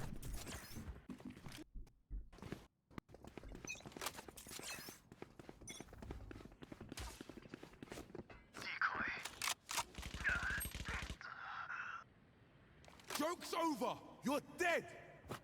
Go get him. Listen, one tip that I need to give you. On Pearl, as soon as your teammates start dying somewhere, rotate immediately. Like on this map, you know, you should prioritize the refresh potential and preserving the numbers more than the overall map control. Like as soon as your teammates start dying somewhere, either take some space from the enemies or go for an instant rotation. Like here, after your teammate died in the A main, and you saw that the Phoenix has the ultimate, get the fuck out. You have CS Faceit experience. I played the CSGO professionally. Like, I was like Faceit level 10. At some point, I was top 350 in Europe, and that was like 2016. I had 2,600 elo. That's when the Faceit just came out. You know, like people were just starting with the elo system. Joke's over!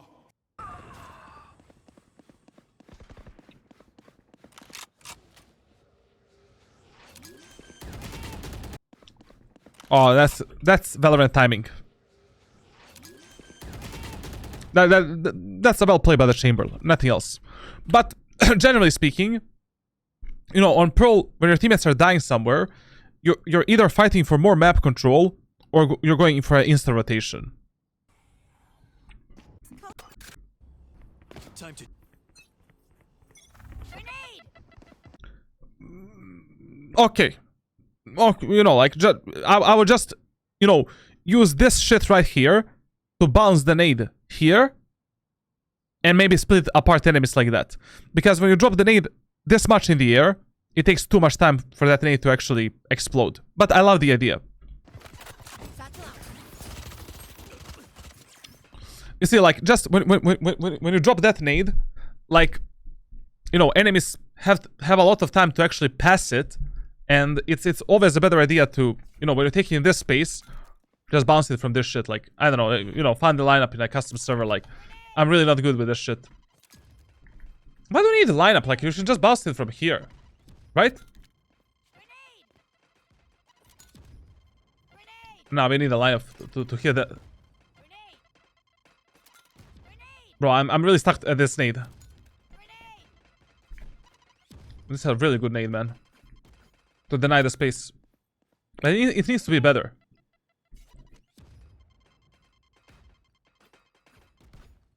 I don't know, man. Tuck it in like this.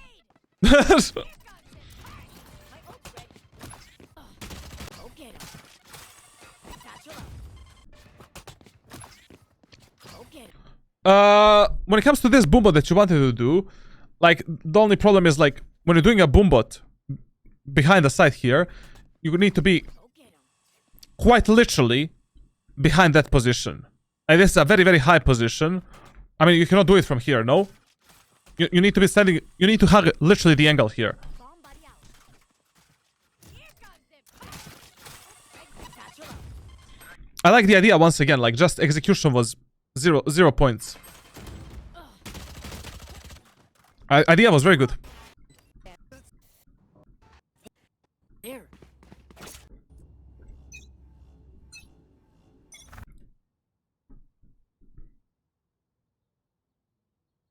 Isn't this a bit better from the doors? Again? Like, I see a lot of players in solo queue doing this play. But isn't this better again to do it from the doors? Grenade. Or you don't have time for that? Grenade. I think it's the same shit, right? Grenade. I don't know. Grenade. Good play. Like, this is, you know, you can maybe catch one kill. Scanning ahead. Scanning ahead. Generally speaking, what the fuck am I hearing in, bro? Like, is my building falling apart? No. Generally speaking, when you're engaging enemies in mid with this type of a peak, you need some kind of a support from your teammates. Like this gunfight that you chose right here is a complete 50-50 fight. Like when you die by taking this fight, it is your fault and nobody else. Like it is just a mechanical skill diff.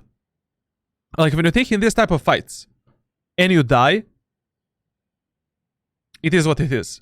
It is worth it to sometimes take this type of fights that you wanted to do right now, but only when nothing else is working for you. I really feel that in this game, if we played just slightly more passively, we would have won this match already. Or you kind of lost this match on the attacker side. Like with the timings and utility usage on the A side and how we actually executed A side. Like nothing else. By the way, one more tip. If you have Astra in your team, Stand tall, Charlie. Stand tall. try this play as well. Like if you already want to take the full aim and control, you can take it with one Astra smoke. Like just tell the Astra to do the smoke exactly on the right edge here. Bam. A perfect one way. If the enemies push this, ba ba ba ba ba ba. Also, we can use this smoke to maybe close the gap with the enemies, with the judge, with the Raze, or with the ultimate.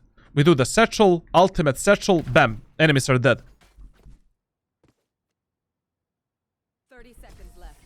Okay, I only have like 78 grenades left. Probably that's enough. Also, like, if you're going for this type of a peak on mid with the Raze, like this aggro peak on art, like, once again, it's completely fine to do the satchel and then go for the peak. So you can always bounce back, like, after you get a kill, because aggressing enemies in mid alone is really a huge risk. Like, it's a very, very clean 50-50 fight, and who has better mechanics will win that fight. Like, this type of a risk I will take primarily in eco rounds and halberd rounds, like when I have a sheriff, marshal, some shit like that. But in a full buy round when it is like 10-12, and we are already playing quite well, there's no reason for that shit. Other than that, like, I don't know, I really feel that you have a huge potential as a player. I feel that by just working on your utility usage a bit more and your timings, you're already an Immortal 3 player. Like, I really feel that your mechanical skill is great. One thing that would be very beneficial for you is keeping Shorty more as a primary, secondary weapon. Learning to play these close range weapons a bit better. And another thing that would be beneficial is pick up the operator a bit more, especially on the map like Pearl. Like on Pearl, in these lobbies, you can take such an easy kills with the operator, and it doesn't matter if you're playing Killjoy, Viper, Sage, Raze, Jet. Like, you can take such an easy kills by abusing these pixel angles or positions where players have a very, very poor utility usage and executes. So, overall, I liked, keep working on the stuff that we discussed in this VOD review. I don't have any specific training to give you. Like, nothing comes up on my mind because your mechanics are quite good. Like, keep doing what you're doing thus far. And definitely try to figure out some set. I mean, I think one thing that is going to be very beneficial for you is once I make the full rank playbook for the Raze. I still didn't do the Raze playbook, and essentially, like, that is something that's going to be very beneficial for you to have some set in stone executes and pathings that you want to take with Raze, because I feel your Raze gameplay is quite clusterfuck. Like, you're just doing random shit left and right, and pay attention, keep an eye on my playbook on Discord. And during August and September, I'm going to fully complete the playbook for Raze. And starting from tomorrow, I'm going to start working on my Omen playbook. So yeah, okay. Nice VOD review. If you want me to review your VOD as well, make sure to join my Discord server. You can either buy it or you can win giveaways. And that's it for this. Nothing else to say, really. Like, interesting VOD. Very good. Nice, very nice.